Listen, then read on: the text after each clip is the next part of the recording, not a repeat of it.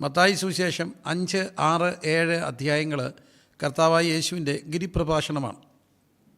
ഇതിന് സമാനമായ ഒരു ഭാഗം ലൂക്കോസിൻ്റെ സുവിശേഷം 6-ാമത് അധ്യായത്തിൻ്റെ 17 മുതലുള്ള വാക്യങ്ങളിൽ കാണുന്നുണ്ട്.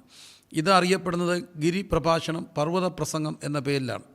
എന്നാൽ ലൂക്കോസിൽ കാണുന്നത് സമതല പ്രഭാഷണം എന്ന പേരിലാണ്. ഇതിൻ്റെ തുടങ്ങുമ്പോൾ ദൈവരാജ്യത്തിൻ്റെ ധാർമ്മിക സംഹിതകളാണ് ഇവിടെ പറയുന്നത്. ന്യായപ്രമാണം നീക്കുവാനായിട്ടല്ല, നിവർത്തിപ്പാനായിട്ടാണ് കർത്താവ് വന്നത്. എന്നാൽ മത്തായി 5:3 മുതലുള്ള ഭാഗ്യങ്ങൾ ആ ഭാഗത്ത് നാം കാണുന്നത് അഷ്ടഭാഗ്യങ്ങളാണ്. 8 beatitudes in the kingdom of God. അതോടുകൂടിയാണ് ഗിരിപ്രഭാഷണം ആരംഭിക്കുന്നത്. മുൻകാലങ്ങളിൽ ഈ ഭാഗങ്ങൾ ഇങ്ങനെ ചിന്തിച്ചിട്ടുണ്ടെങ്കിലും ഈ കാലഘട്ടത്തിന് വേണ്ടി ദൈവം പ്രത്യേകമായിട്ട് ഈ ഭാഗങ്ങളിലേക്ക് ഒരു നിയോഗം തരുന്നു. 8 ഭാഗ്യാവസ്ഥകൾ അവിടെ കാണുന്നു. ആ 8 ഭാഗ്യാവസ്ഥകളിലൂടെ നമുക്ക് യാത്ര ചെയ്യാവുന്നിടത്തോളം ഒരുമിച്ച് യാത്ര ചെയ്യാം. ഒന്നാമത്തെ ഭാഗ്യാവസ്ഥ, ആത്മാവിൽ ദരിദ്രരായവർ ഭാഗ്യവാന്മാർ എന്നാണ്. Those who are poor in spirit, blessed are the poor in spirit, for their is the kingdom of heaven. ആത്മാവിൽ ദരിദ്രരായവർ ഭാഗ്യവാന്മാർ. എന്നാൽ ലൂക്കോസ് 6:20 ദരിദ്രൻ ഭാഗ്യവാൻ എന്നാണ് കാണുന്നത്. അടുത്തത് ദുഃഖിക്കുന്നവർ, ബ്ലെസ്സഡ് ആർ ദോസ് ഹു മോൺ. ദുഃഖിക്കുന്നവർ ഭാഗ്യവാൻ, സൗമ്യതയുള്ളവർ ഭാഗ്യവാന്മാർ, നീതിക്ക് വിശന്ന് ദാഹിക്കുന്നവർ ഭാഗ്യവാന്മാർ, കരുണയുള്ളവർ ഭാഗ്യവാന്മാർ, ഹൃദയശുദ്ധിയുള്ളവർ ഭാഗ്യവാന്മാർ, സമാധാനം ഉണ്ടാക്കുന്നവർ ഭാഗ്യവാന്മാർ, നീതി നിമിത്തം ഉപദ്രവിക്കപ്പെടുന്നവർ ഭാഗ്യവാന്മാർ. ഇങ്ങനെ 8 ഭാഗ്യാവസ്ഥകൾ. ഈ ഭാഗ്യാവസ്ഥകളെല്ലാം നമ്മൾ പഠിക്കുമ്പോൾ അത് മുഴുവൻ ലോകത്തിൻ്റെ ഭാഗ്യത്തിന് നേരെ കൗണ്ടറാണ് എന്ന് കാണാൻ കഴിയും. അപ്പോൾ മനസ്സിലാക്കേണ്ടത്, ഒരിക്കലും ലോകത്തിൻ്റെ ഭാഗ്യം, ലോകത്തിൽ എന്താണോ ഭാഗ്യം, അത് ദൈവരാജ്യത്തിൽ ഭാഗ്യമല്ല. ദൈവരാജ്യം ഒരു കൗണ്ടർ കൾച്ചറാണ്, ഒരു പ്രതിസംസ്കാരമാണ്. എപ്പോഴും ഒരു കൗണ്ടർ കൾച്ചറായിട്ട് വേദപുസ്തകം, ദൈവം എപ്പോഴും കൾച്ചറുകളെ മാനിക്കുന്നതിനാണ്. ഓരോ രാജ്യത്തിൻ്റെയും ഇപ്പം വേദപുസ്തകം നമ്മൾ പഠിക്കുമ്പോൾ പോലും അതിൻ്റെ ഒറിജിനൽ കൾച്ചർ ചെയ്യുന്നുകൊണ്ടും കോണ്ടസ്റ്റ് ചെയ്യുന്നുകൊണ്ടൊക്കെ വേണം നമ്മളത് മനസ്സിലാക്കാനെന്ന് പറയാറുണ്ട്. അപ്പോൾ തന്നെ എല്ലാ കൾച്ചറിനകത്തും ദൈവത്തിൻ്റെ ഒരു കൾച്ചറുണ്ട്. ഇവിടെ പറയുകയാണ്, ആത്മാവിൽ ദരിദ്രരായവർ ഭാഗ്യവാന്മാർ. പൊന്നു പ്രിയരെ, ദാരിദ്ര്യത്തെ ഒരു പരിധിവരെ ഒരിക്കലും മനുഷ്യൻ ഭാഗ്യമായിട്ട് കണ്ടില്ല. ദാരിദ്ര്യം എന്നുള്ള ആ ഒരു വാക്ക്, poverty, those who are poor, poverty എന്നൊരു വാക്ക് ഇവിടെ പറഞ്ഞിരിക്കുന്നത് ഏറ്റവും യാചകതുല്യമായൊരു ദാരിദ്ര്യമാണ്. അതിൻ്റെ വിവിധ വശങ്ങളെക്കുറിച്ച് നമുക്കൊന്ന് ധ്യാനിച്ച് മുമ്പോട്ട് പോകാം. ഒറ്റ വാക്കിൽ ദാരിദ്ര്യം എന്നുള്ളൊരു വാക്ക് വരുമ്പോൾ അതിന് പല റിലംസ് ഉണ്ട്, പല തലങ്ങളുണ്ട്. നമ്മുടെ മനസ്സിലേക്ക് ആദ്യം വരുന്ന വാക്ക് സാമ്പത്തികമായ ദാരിദ്ര്യമാണ്, എക്കണോമിക്കൽ പോവർട്ടി. എന്നാൽ അത് കൂടാതുള്ള ദാരിദ്ര്യങ്ങളുണ്ട്. സോഷ്യൽ പോവർട്ടി ഉണ്ട്, those who are poor in socially, സാമൂഹികമായ ദാരിദ്ര്യം അനുഭവിക്കുന്നവർ. മൂന്നാമത്തെ ഒരു ദാരിദ്ര്യമാണ് ഇൻ്റലക്ച്വൽ പോവർട്ടി. നാലാമത്തെ ഒരു ദാരിദ്ര്യാവസ്ഥയാണ് മെൻ്റൽ പോവർട്ടി. അഞ്ചാമത്തെ ഒരു ദാരിദ്ര്യാവസ്ഥയാണ് ഫിസിക്കൽ പോവർട്ടി. ആറാമത്തെ ഒരു ദാരിദ്ര്യാവസ്ഥയാണ് പൊളിറ്റിക്കൽ പോവർട്ടി. ഇതെല്ലാം നമ്മൾ ദാരിദ്ര്യത്തിൻ്റെ മേഖലകളിൽ വരുന്ന ഓരോ വശങ്ങളാണ്. പൊതുവേ ദാരിദ്ര്യം എന്നുള്ള വാക്കിന് സാമ്പത്തികമായ ദാരിദ്ര്യമാണ് പെട്ടെന്ന് നമ്മുടെ മനസ്സിലേക്ക് വരുന്നത്. അതാണ് നമ്മൾ പേടിക്കുന്നത്. എന്നാൽ ദാരിദ്ര്യത്തിൻ്റെ പല മേഖലകളുണ്ട്. ഫിസിക്കൽ പോവർട്ടി, ഇതാണ് നമ്മളെല്ലാവരും ചിന്തിക്കുന്ന ഒരു കാര്യം. എന്നാൽ സോഷ്യലി പൂവറായിട്ടുള്ള ആൾക്കാരുണ്ട്. പ്രത്യേകിച്ച് അമേരിക്കൻ കോണ്ടസ്റ്റ്, അല്ല ഇപ്പോൾ എന്നെ ശ്രദ്ധിക്കുന്നവർ ഭൂരിപക്ഷവും ആ ഒരു കോണ്ടസ്റ്റ് നിൽക്കുമ്പോൾ ആ കോണ്ടസ്റ്റിൽ റേസിസം ഒക്കെ ഉണ്ടായിരുന്നൊരു കാലഘട്ടമുണ്ട്. ഇപ്പോഴും എവിടെയൊക്കെയോ മനസ്സിൻ്റെ അഗാധതലങ്ങളിലൊക്കെ ഇതുണ്ടെങ്കിലും ഹ്യൂമൻ റൈറ്റ്സൊക്കെ വളരെ ശക്തമായതുകൊണ്ട് പൊതുവേ അത് സംസാരിക്കാറില്ല. എന്നാൽ ഇന്ത്യൻ കോണ്ടസ്റ്റിൽ ഇന്നും നിലനിൽക്കുന്ന കാസ്റ്റ് സിസ്റ്റമുണ്ട്, ജാതി വ്യവസ്ഥ. ഇന്ത്യക്കാരായ ഭൂരിപക്ഷം പേരും മലയാളി സമൂഹം ഇതിനെ ശ്രദ്ധിക്കുമ്പോൾ കാസ്റ്റ് സിസ്റ്റം എന്താണെന്ന് നിങ്ങൾക്ക് മനസ്സിലാവും. ബ്രാഹ്മണ, ക്ഷത്രിയ, വൈശ്യ, ശൂദ്രയായിട്ടിരുന്ന ചാതുർവർണ്ണയവും ചാതുർവർണ്ണയത്തിൽപ്പെടാത്ത അവർണ്ണ അവസ്ഥകളും ഒക്കെയുള്ള ഒരു കാലഘട്ടത്തെ നമുക്ക് ഒത്തിരി മനസ്സിലാക്കാൻ കഴിയും. അത് സോഷ്യൽ പോവർട്ടിയാണ്. ബോംബെയിലെ ചേരികളിലൊക്കെ താമസിക്കുന്നവർ. അപ്പോൾ ഈ കോവിഡിൻ്റെ കാലഘട്ടത്തിലെ ഏറ്റവും വലിയൊരു തമാശ പോലെ കേട്ടു. ബോംബെയിലെ ധാരാവി കോവിഡ് പടർന്നു പിടിക്കുമ്പോൾ സോഷ്യൽ ഡിസ്റ്റൻസിങ് നിർബന്ധമാക്കണമെന്ന് പറയുമ്പോൾ ചേരികളിൽ എങ്ങനെയാണ് സോഷ്യൽ ഡിസ്റ്റൻസിങ് വെക്കുക? അത് ഈ 2020 ലോക്ക്ഡൗണിലെ ഏറ്റവും വലിയ തമാശയാണെന്ന് ഒരാൾ പറയുന്നത് കേട്ടു. കാരണം എന്നാന്ന് ചോദിച്ചാൽ അവിടെ എങ്ങനെ സോഷ്യൽ ഡിസ്റ്റൻസ്, ഒരു വാഷ്റൂം, അത് ഒരു പക്ഷേ എന്നെ ശ്രദ്ധിക്കുന്ന അമേരിക്കൻ മക്കൾക്കൊന്നും മനസ്സിലാകില്ല. ഒരു വാഷ്റൂം തന്നെ 100-200 പേരെ ഒരു വാഷ്റൂം ഉപയോഗിക്കുന്ന ഒരു സമയത്ത് അവിടെ കയറി ഇറങ്ങിയവർക്കെല്ലാം കോവിഡായെന്നൊക്കെ പറയുമ്പോൾ എന്താ കാര്യം? സോഷ്യൽ ഡിസ്റ്റൻസിങ് ഒക്കാത്തൊരു സാമൂഹ്യമായ ഏറ്റവും വലിയ ലോവറായിട്ടുള്ള ഒരു തലം ദോസ് ആർ സോഷ്യലി പുവർ. ഇനി മൂന്നാമത്തെ ഒരു തലമുണ്ട്, intellectual poverty. What you mean by intellectual poverty? എല്ലാവരും ഒരുപോലെ മിടുക്കരാണെങ്കിൽ അതിനെന്താ ഇത്ര വലിയ രസം? എല്ലാവരും ഒരുപോലെ മിടുക്കുക, എല്ലാവരും എന്തിനെങ്കിലുമൊക്കെ മിടുക്കരായിരിക്കും. ചിലർ പഠിക്കാൻ ഭയങ്കര സ്മാർട്ടായിരിക്കും, പെട്ടെന്ന് അവർ ഗ്രാസ്പ് ചെയ്ത് വരും. അവർ പെട്ടെന്ന് പഠിക്കുമ്പോൾ, എല്ലാത്തിനും നല്ല ഗ്രേഡ് മേടിക്കുമ്പോൾ, എല്ലാത്തിനും നല്ല ഗ്രേഡും എല്ലാ കാര്യങ്ങൾക്കൊക്കെ ടാലൻറ്റഡ് ആയിട്ടുള്ള മക്കളൊക്കെ ആയിരിക്കും. അവരെ എല്ലാവർക്കും ഇഷ്ടമായിരിക്കും. എല്ലാവരും മറ്റ് മാതാപിതാക്കൾ അവരുടെ മക്കളോട് പറയും, നിങ്ങൾ അവരെ കണ്ട് പഠിക്കാൻ പറയും. ഞാൻ ഡെലിബറേറ്റായിട്ട് ഉഴപ്പുകയും ഒന്നും ചെയ്യുന്നവരുടെ കാര്യമല്ല ഈ പറയുക. എന്നാൽ എല്ലാവരുടെയും ബുദ്ധി ഉണ്ടായിട്ടും പഠിക്കാതെ ഉഴപ്പിപ്പോകുന്നവരുണ്ട്. അത് മറ്റൊരു തലമാണ്. എന്നാൽ ബേസിക് ആയിട്ടുള്ള ഇൻ്റലക്ച്വൽ കപ്പാസിറ്റി കുറവുള്ള കാലഘട്ടങ്ങളുണ്ട്. എനിക്ക് തോന്നുന്നു എന്നെ ശ്രദ്ധിക്കുന്നവരൊക്കെ പലരും ഈ ഒരു ഇന്ത്യയിലൊക്കെ പഠിച്ചിട്ട് പോയവരായിരിക്കുമല്ലോ. എയ്ഡഡ് സ്കൂളിലൊക്കെ പഠിച്ചിട്ട് പോയവരാണെങ്കിൽ നമുക്കിത് പറഞ്ഞാൽ മനസ്സിലാവും. എയ്ഡഡ് സ്കൂളിലൊക്കെ പഠിച്ചിട്ട് പോകുമ്പോൾ ബെഞ്ചിലൊക്കെ ഇങ്ങനെ ഇരിക്കുന്ന ഒരു സ്കൂൾ തല ഓർമ്മയില്ലേ? ഒന്നാമത്തെ ബെഞ്ചിലൊക്കെ ഇരിക്കുന്ന മിടുക്കരായിരിക്കും, രണ്ടാമത്തെ ബെഞ്ചിലൊക്കെ വരുമ്പോൾ ഇച്ചിരി കൂടെയൊക്കെ മോശമായിരിക്കും. എങ്കിലും ഒരു ഇന്നത്തെ ഭാഷ പറഞ്ഞ ഒരു A-B+ ഒക്കെ ഗ്രേഡായിരിക്കും. മൂന്നാമത്തെ ബെഞ്ചിലോട്ടൊക്കെ വരുമ്പോഴത്തേനും B-C ഗ്രേഡ് വരും. നാലാമത്തെ ബെഞ്ചിലോട്ടൊക്കെ വരുമ്പം വലിയ പിള്ളേരായിരിക്കും. മുമ്പിലൊക്കെ ഇരിക്കുന്ന പിള്ളേർ മക്കളും കൂടുതലും നിക്കറും ഒക്കെ ഇട്ടായിരിക്കും ഇരിക്കുക. എന്നാൽ ഏറ്റവും പുറകെ ഇരിക്കുന്ന മക്കൾ ആൺപിള്ളേരാണെങ്കിൽ മുണ്ണും ഷർട്ടും ഒക്കെ ആയിരിക്കും, വലിയ പിള്ളേരായിരിക്കും. പെൺകുഞ്ഞുങ്ങളാണെങ്കിൽ വലിയ പാവാടയും വലിയ ബ്ലൗസും ഒക്കെ ഇട്ടിരിക്കും. കാരണം അവരിങ്ങനെ കയറി വന്നപ്പോഴത്തേന് അത് 3-4 ക്ലാസ്സൊക്കെ ഇരുന്ന് ഇച്ചിരി പ്രായമൊക്കെ കഴിഞ്ഞ് 8-9 ആകുമ്പോഴത്തേന് 10-16 വയസ്സും മീശയൊക്കെ കുരുത്ത വലിയ പിള്ളേർ, ഫ്രണ്ടിൽ ഇരിക്കുന്ന മിടുക്കര് പിള്ളേരാണ്. അവർ നിക്കറൊക്കെ ഇട്ടിരിക്കുമ്പോൾ ഏറ്റവും ബാക്കിയിരിക്കുന്ന ഇച്ചിരി പഴയ കാലം ഇച്ചിരി വലിയ പിള്ളേരായിരിക്കും. കാരണം അവരിങ്ങനെ തോറ്റൊക്കെ വന്നവരാണ്. അവരിങ്ങനെ അടിമേടിക്കാൻ വേണ്ടി ഇരിക്കുന്നവർ. അവരെ നമ്മളിങ്ങനെ മൊണ്ണയെന്നൊക്കെ പറയും, അല്ലെങ്കിൽ പഠിക്കാത്തവരാ, ഉഴപ്പര. പക്ഷേ ഇന്നാണ് ഇതൊക്കെ കണ്ടുപിടിക്കാൻ തുടങ്ങി. ഇന്ന് പറയുന്നു അവരുടെ പ്രശ്നം ലേണിംഗ് ഡിഫിക്കൽറ്റി ഉണ്ട്, അവർക്ക് പ്രോബ്ലം ഓഫ് ലേണിംഗ് ഡിഫിക്കൽറ്റി, അല്ലെങ്കിൽ ചെറിയ മൈനർ ഒരു ഓട്ടിസം, അല്ലെങ്കിൽ ഹൈപ്പറാന്നൊക്കെ പറയത്തില്ലേ. ഒരു കാര്യത്തിൽ പറഞ്ഞാൽ നമ്മൾ പലരും ഹൈപ്പർ ആയിരുന്നു എന്നുള്ള സത്യം. ഞാൻ പലപ്പോഴും ചിന്തിച്ചിട്ടുണ്ട്, കർത്താവേ ഞാനൊരു ഹൈപ്പറായിരുന്നു. കാരണം ഈ കുസൃതി കൂടുതലുള്ള മക്കൾ പലരും അന്ന് ഹൈപ്പർ ആക്ടിവിറ്റി ആണെന്നൊന്നും അറിയത്തില്ലായിരുന്നു. പിന്നെ കുരുകുരുപ്പാന്ന് പറയും, ഒരിക്കലും കൈ അടങ്ങിയിരിക്കത്തില്ല, എപ്പോഴും കിരികിരികിരികിരാന്നിരിക്കും. അവർക്കെന്തോ കിട്ടും, അവിടുന്ന് അടി കിട്ടും, ഇവിടുന്ന് അടി കിട്ടും, സ്കൂളിൽ നിന്ന് അടി കിട്ടും. അപ്പം പിന്നെ അടിയായിരിക്കും. പ്രത്യേകിച്ച് സാറന്മാരോട് നമുക്ക് കൺസെൻറ്റൂടെ കൊടുത്താൽ ഇന്നടിക്കത്തില്ല, അന്ന് അടിക്കും. എൻ്റെ പൊന്നെ നല്ല സാറന്മാരൊക്കെ ചെന്ന് പറയും, എൻ്റെ മോനാണ് പാസ്റ്റർ, സാറേ ഒരു മയവും കാണിക്കരുത്, എങ്ങനെ രക്ഷപ്പെടുത്തണം. അപ്പൻ്റെ കൺസെൻറ്റൂടെ കിട്ടിയ അത് കുറേ ഗുണമായിട്ടുണ്ട്. ഈ അകന്തോടയ്ക്കൊക്കെ പിച്ചി ഇങ്ങനെ സൈക്ലേറ്റം പഠിപ്പിക്കുന്ന സാറന്മാരുണ്ടായിരുന്നു. ഉയ്യോ, കണക്ക് മാഷുമാരൊക്കെ ആയിരിക്കും ഇങ്ങനെ പിച്ചി ഇങ്ങനെ പിച്ചുമ്പോൾ നമ്മളിങ്ങനെ 1-1.5 അടിയൊക്കെ തന്നെ ആകാശത്തോടൊക്കെ ഇങ്ങനെ കയറിപ്പോവും. എന്താ കാര്യം? ആ പിച്ചിൻ്റെ സുഖം കൊണ്ടാണ്. തിരിച്ചു പറയാനൊക്കത്തില്ല. മാതാപിതാ ഗുരു ദൈവം, അങ്ങനെ അവിടെ എല്ലാം ഇഷ്ടം പോലെ അട്ടിയും ഒക്കെ കിട്ടിയ ഇൻ്റലക്ച്വലായിട്ടുള്ള ഇച്ചിരി പൂവറായിട്ടുള്ള ആൾക്കാർ. പക്ഷേ ഇവരെല്ലാം ദൈവം മാനിക്കുന്നുള്ള മറ്റൊരു കാര്യം. ഇനി നാലാമത്തെ ഒരു ദാരിദ്ര്യമാണ് മാനസികമായ ദാരിദ്ര്യം. എല്ലാവരും ഒരുപോലെ ശക്തരൊന്നും അല്ല പ്രിയരെ. ചിലരെല്ലാ വിഷയത്തിലും ഭയങ്കര സ്ട്രോങ് ആയിരിക്കും. എന്നാൽ നമ്മുടെ പല സഹോദരിമാരും പെട്ടെന്ന് അപ്സെറ്റ് ആകുന്നവരാണ്. ഭൂമിയിലെ എല്ലാ കാര്യവും അവരെ അസ്വസ്ഥപ്പെടുത്തും. എവിടെങ്കിലും ഒരു വീഡിയോ കണ്ടാൽ ഒരു പ്രയാസമുള്ളൊരു വീഡിയോ കണ്ടാൽ അവർ പിന്നെ അന്ന് എഴുന്നേൽക്കത്തില്ല. അവരെ എന്തും കരയിപ്പിക്കും. അത് കരയിപ്പിക്കുന്ന പോട്ട് അവരെ വല്ലാതെ ടെൻഷൻ അടിപ്പിക്കും. കുഞ്ഞിൻ്റെ കാര്യം ഓർത്ത് അവർക്ക് ടെൻഷൻ, കുഞ്ഞിൻ്റെ റിസൾട്ട് ഓർക്ക് അവർക്ക് ടെൻഷൻ, ഇച്ചിരി താമസിച്ചാൽ അവർക്ക് ടെൻഷൻ. അവരാകെപ്പാടെ അസ്വസ്ഥരായിരിക്കും, വല്ലാതെ കരയും ടെൻഷൻ അടിക്കുകയൊക്കെ ചെയ്യുന്നത്. അവർക്ക് ഒത്തിരി പേരുണ്ട് ഇപ്പം ഒരു ഡിപ്രഷൻ്റെ മരുന്നൊക്കെ എടുക്കുന്നവർ, നിരാശ. ഞാനീയുടെ ദിവസങ്ങളിൽ ഏറ്റവും കൂടുതൽ പ്രാർത്ഥിക്കേണ്ടി വന്നിട്ടുള്ളത് ഈ ഒരു 2 മേഖലകളിലൊക്കെയാണ്. നിരാശയിലേക്കൊക്കെ പോവുകയാണ്, വിഷാദരോഗം, ഉറങ്ങാൻ വേണ്ടി മരുന്നെടുക്കേണ്ടി വരുന്നവർ, പിന്നെ ജീവിതത്തിൽ എവിടെയൊക്കെയോ വല്ലാതെ കുഴഞ്ഞും അലഞ്ഞും വലഞ്ഞും ഒക്കെ പോയിട്ട് ഒത്തിരി മരുന്നുകളെയൊക്കെ ആശ്രയിക്കേണ്ടി വരുന്ന മാനസികമായി ദാരിദ്ര്യമായിട്ടുള്ളവർ.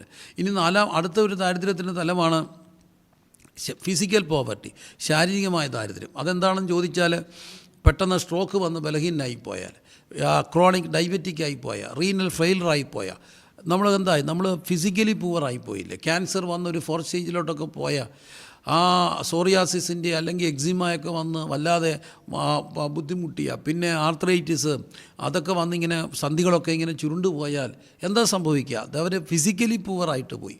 അപ്പം ഫിസിക്കൽ പോവർട്ടി, ശാരീരികമായ ദാരിദ്ര്യം. ഇങ്ങനെയെല്ലാം നമ്മുടെ ജീവിതത്തിൻ്റെ ഓരോ ദാരിദ്ര്യത്തിൻ്റെ വശങ്ങളാണ്. ചിലപ്പോൾ അവർക്ക് സാമ്പത്തിക പ്രശ്നം കാണത്തില്ല, ശാരീരികമായ ദാരിദ്ര്യം. ഇനി മറ്റൊരു മേഖലയുണ്ട്, പൊളിറ്റിക്കൽ പോവർട്ടി. അത് ചിലപ്പോൾ അമേരിക്കൻ കോൺടസ്റ്റിൽ നിന്നുകൊണ്ട് അത് മനസ്സിലാക്കാൻ കഴിയില്ല, എന്നാൽ ഇന്ത്യൻ കോൺടസ്റ്റ് അത് ശരിക്കും മനസ്സിലാവും. ഒരു പാർട്ടിക്ക് ഭയങ്കര മെജോറിറ്റി കിട്ടിയിട്ടും മറ്റൊരു പാർട്ടി തീരെ മൈനോറിറ്റി ആയിപ്പോയാൽ അവരുടെ ഒരു ശബ്ദവും എങ്ങും കേൾക്കില്ല. അവരുടെ ഒരു അവകാശങ്ങൾ ഒരു പക്ഷേ അവരുയർത്തുന്ന ഒരു ശബ്ദങ്ങളും ആരും ശ്രദ്ധിച്ചെന്ന് വരത്തില്ല. മാത്രമല്ല അവരെ പോലീസൊക്കെ ചിലപ്പം നിഷ്കരണം റെയ്ഡ് ചെയ്തെന്ന് വരും. പിന്നെ മൈനോറിറ്റീസൊക്കെ റിലീജിയസ് ആണെന്നേ പോലും മൈനോറിറ്റീസ് ആയിട്ടുള്ളവർക്ക് ഒരു വലിയ മെജോറിറ്റിക്ക് പൊളിറ്റിക്കൽ സ്ട്രെങ്തോടൊക്കെ വന്നാൽ അവിടെ അവർക്ക് പിടിച്ചു നിൽക്കാൻ പാടാണ്. ശരിക്കും പറഞ്ഞാൽ ഇതൊക്കെ ഒരു റിയാലിറ്റിയാണ്. പൊളിറ്റിക്കലി ഒക്കെ പൂവറായിട്ടുള്ള ഒത്തിരി വ്യക്തികൾ, അത് ചില രാജ്യങ്ങളിൽ പ്രത്യേകതയാണ്. നമുക്കറിയാം തീവ്രവാദ പ്രസ്ഥാനങ്ങളൊക്കെ തുടങ്ങുമ്പോൾ ഒരു പാർട്ടി ഭയങ്കര വർഗീയ ശക്തികളും ഫാസിസ്റ്റ് ശക്തികളൊക്കെ അധികാരത്തിൽ ഭയങ്കര മെജോറിറ്റിയോടൊക്കെ വന്നാൽ അവിടെ രാജ്യത്ത് പലരും പൊളിറ്റിക്കലി പൂറായിരിക്കും. അതിൻ്റെതായ സകല പീഡനങ്ങളും അവർ അനുഭവിക്കേണ്ടി വരും. അപ്പോൾ ഇതെല്ലാം ദാരിദ്ര്യത്തിൻ്റെ പല വശങ്ങളാണ്. പൊളിറ്റിക്കലി, എക്കണോമിക്കലി, മെൻ്റലി, ഫിസിക്കലി ഒക്കെ ദരിദ്രരായിട്ടുള്ളവർ. അപ്പോൾ ആരാണ് ഈ സ്പിരിച്വൽ പൂവർ എന്ന് പറയുക, സ്പിരിച്വൽ പോവർട്ടി എന്ന് പറയുന്നത്? ഇതെല്ലാം ഉള്ളപ്പോഴും ഈ ദാരിദ്ര്യങ്ങളെ കർത്താവിൻ്റെ കരത്തിലേക്ക് ഏൽപ്പിച്ചിട്ട് അവനിൽ നിന്ന് കൃപ പ്രാപിച്ച് സന്തോഷം അനുഭവിച്ച് അതിനെ സന്തോഷത്തോടെ സ്വീകരിക്കുന്നവൻ ആരോ അവനാണ് ആത്മാവിൽ ദരിദ്രൻ. അവനാണ് ആത്മാവിൽ ദരിദ്രൻ.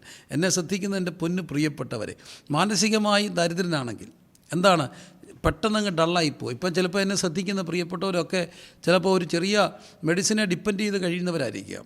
നിങ്ങളുടെ ഉറക്കത്തിന് വേണ്ടി നിങ്ങൾക്ക് എന്തെങ്കിലും മെഡിസിൻ വേണോ, നിങ്ങൾ ഡിപ്രഷൻ പേഴ്സൺ ആണെങ്കിൽ, നിങ്ങളുടെ പങ്കാളി ഡിപ്രഷനിലൂടെ പോകുന്നവരാണെങ്കിൽ ഒരു കാര്യം പറയട്ടെ, മാനസികമായി ദാരിദ്ര്യം അനുഭവിക്കുന്ന ഒത്തിരി പേര് ഈ മണ്ണിലുണ്ട്. എനിക്കങ്ങനെയുള്ള എത്രയോ സുഹൃത്തുക്കളുണ്ട്. ഒത്തിരി പേരെ ദൈവം റിക്കവർ ആക്കിയിട്ടുണ്ട്. ചിലരൊക്കെ ഇപ്പോഴും പറയാറുണ്ട് അങ്ങനെ ഒരു തലത്തിലേക്ക് പോവുകയാണ് എനിക്ക്, അതുകൊണ്ട് ഞാൻ ആ ഒരു നാരോ ബ്രിഡ്ജിൽ നിൽക്കുകയാണ്, പെട്ടെന്ന് എനിക്ക് വേണ്ടി പ്രാർത്ഥിക്കണം. പെട്ടെന്ന് അവരൊക്കെ ഓവർകം ചെയ്യാറുണ്ട് ദൈവം അനേകരുടെ സഹായത്താലും. അപ്പോൾ മാനസികമായ ദാരിദ്ര്യം അതിനെ എന്ത് ചെയ്യണം, ദൈവത്തിൻ്റെ കരത്തിലേക്ക് കൊടുക്കണം. അങ്ങനെ കൊടുത്ത് ശക്തിപ്പെട്ട വ്യക്തികളില്ലേ വേദപുസ്തകത്തിൽ? ഉണ്ടല്ലോ. ഞാൻ കണ്ട മാനസിക ദാരിദ്ര്യം അനുഭവിച്ച വ്യക്തികളിൽ ഒരു പ്രധാനപ്പെട്ട വ്യക്തി ഏലിയാവാണ് പ്രിയരെ. എന്തൊരു സ്ട്രോങ് ആയിരുന്നു.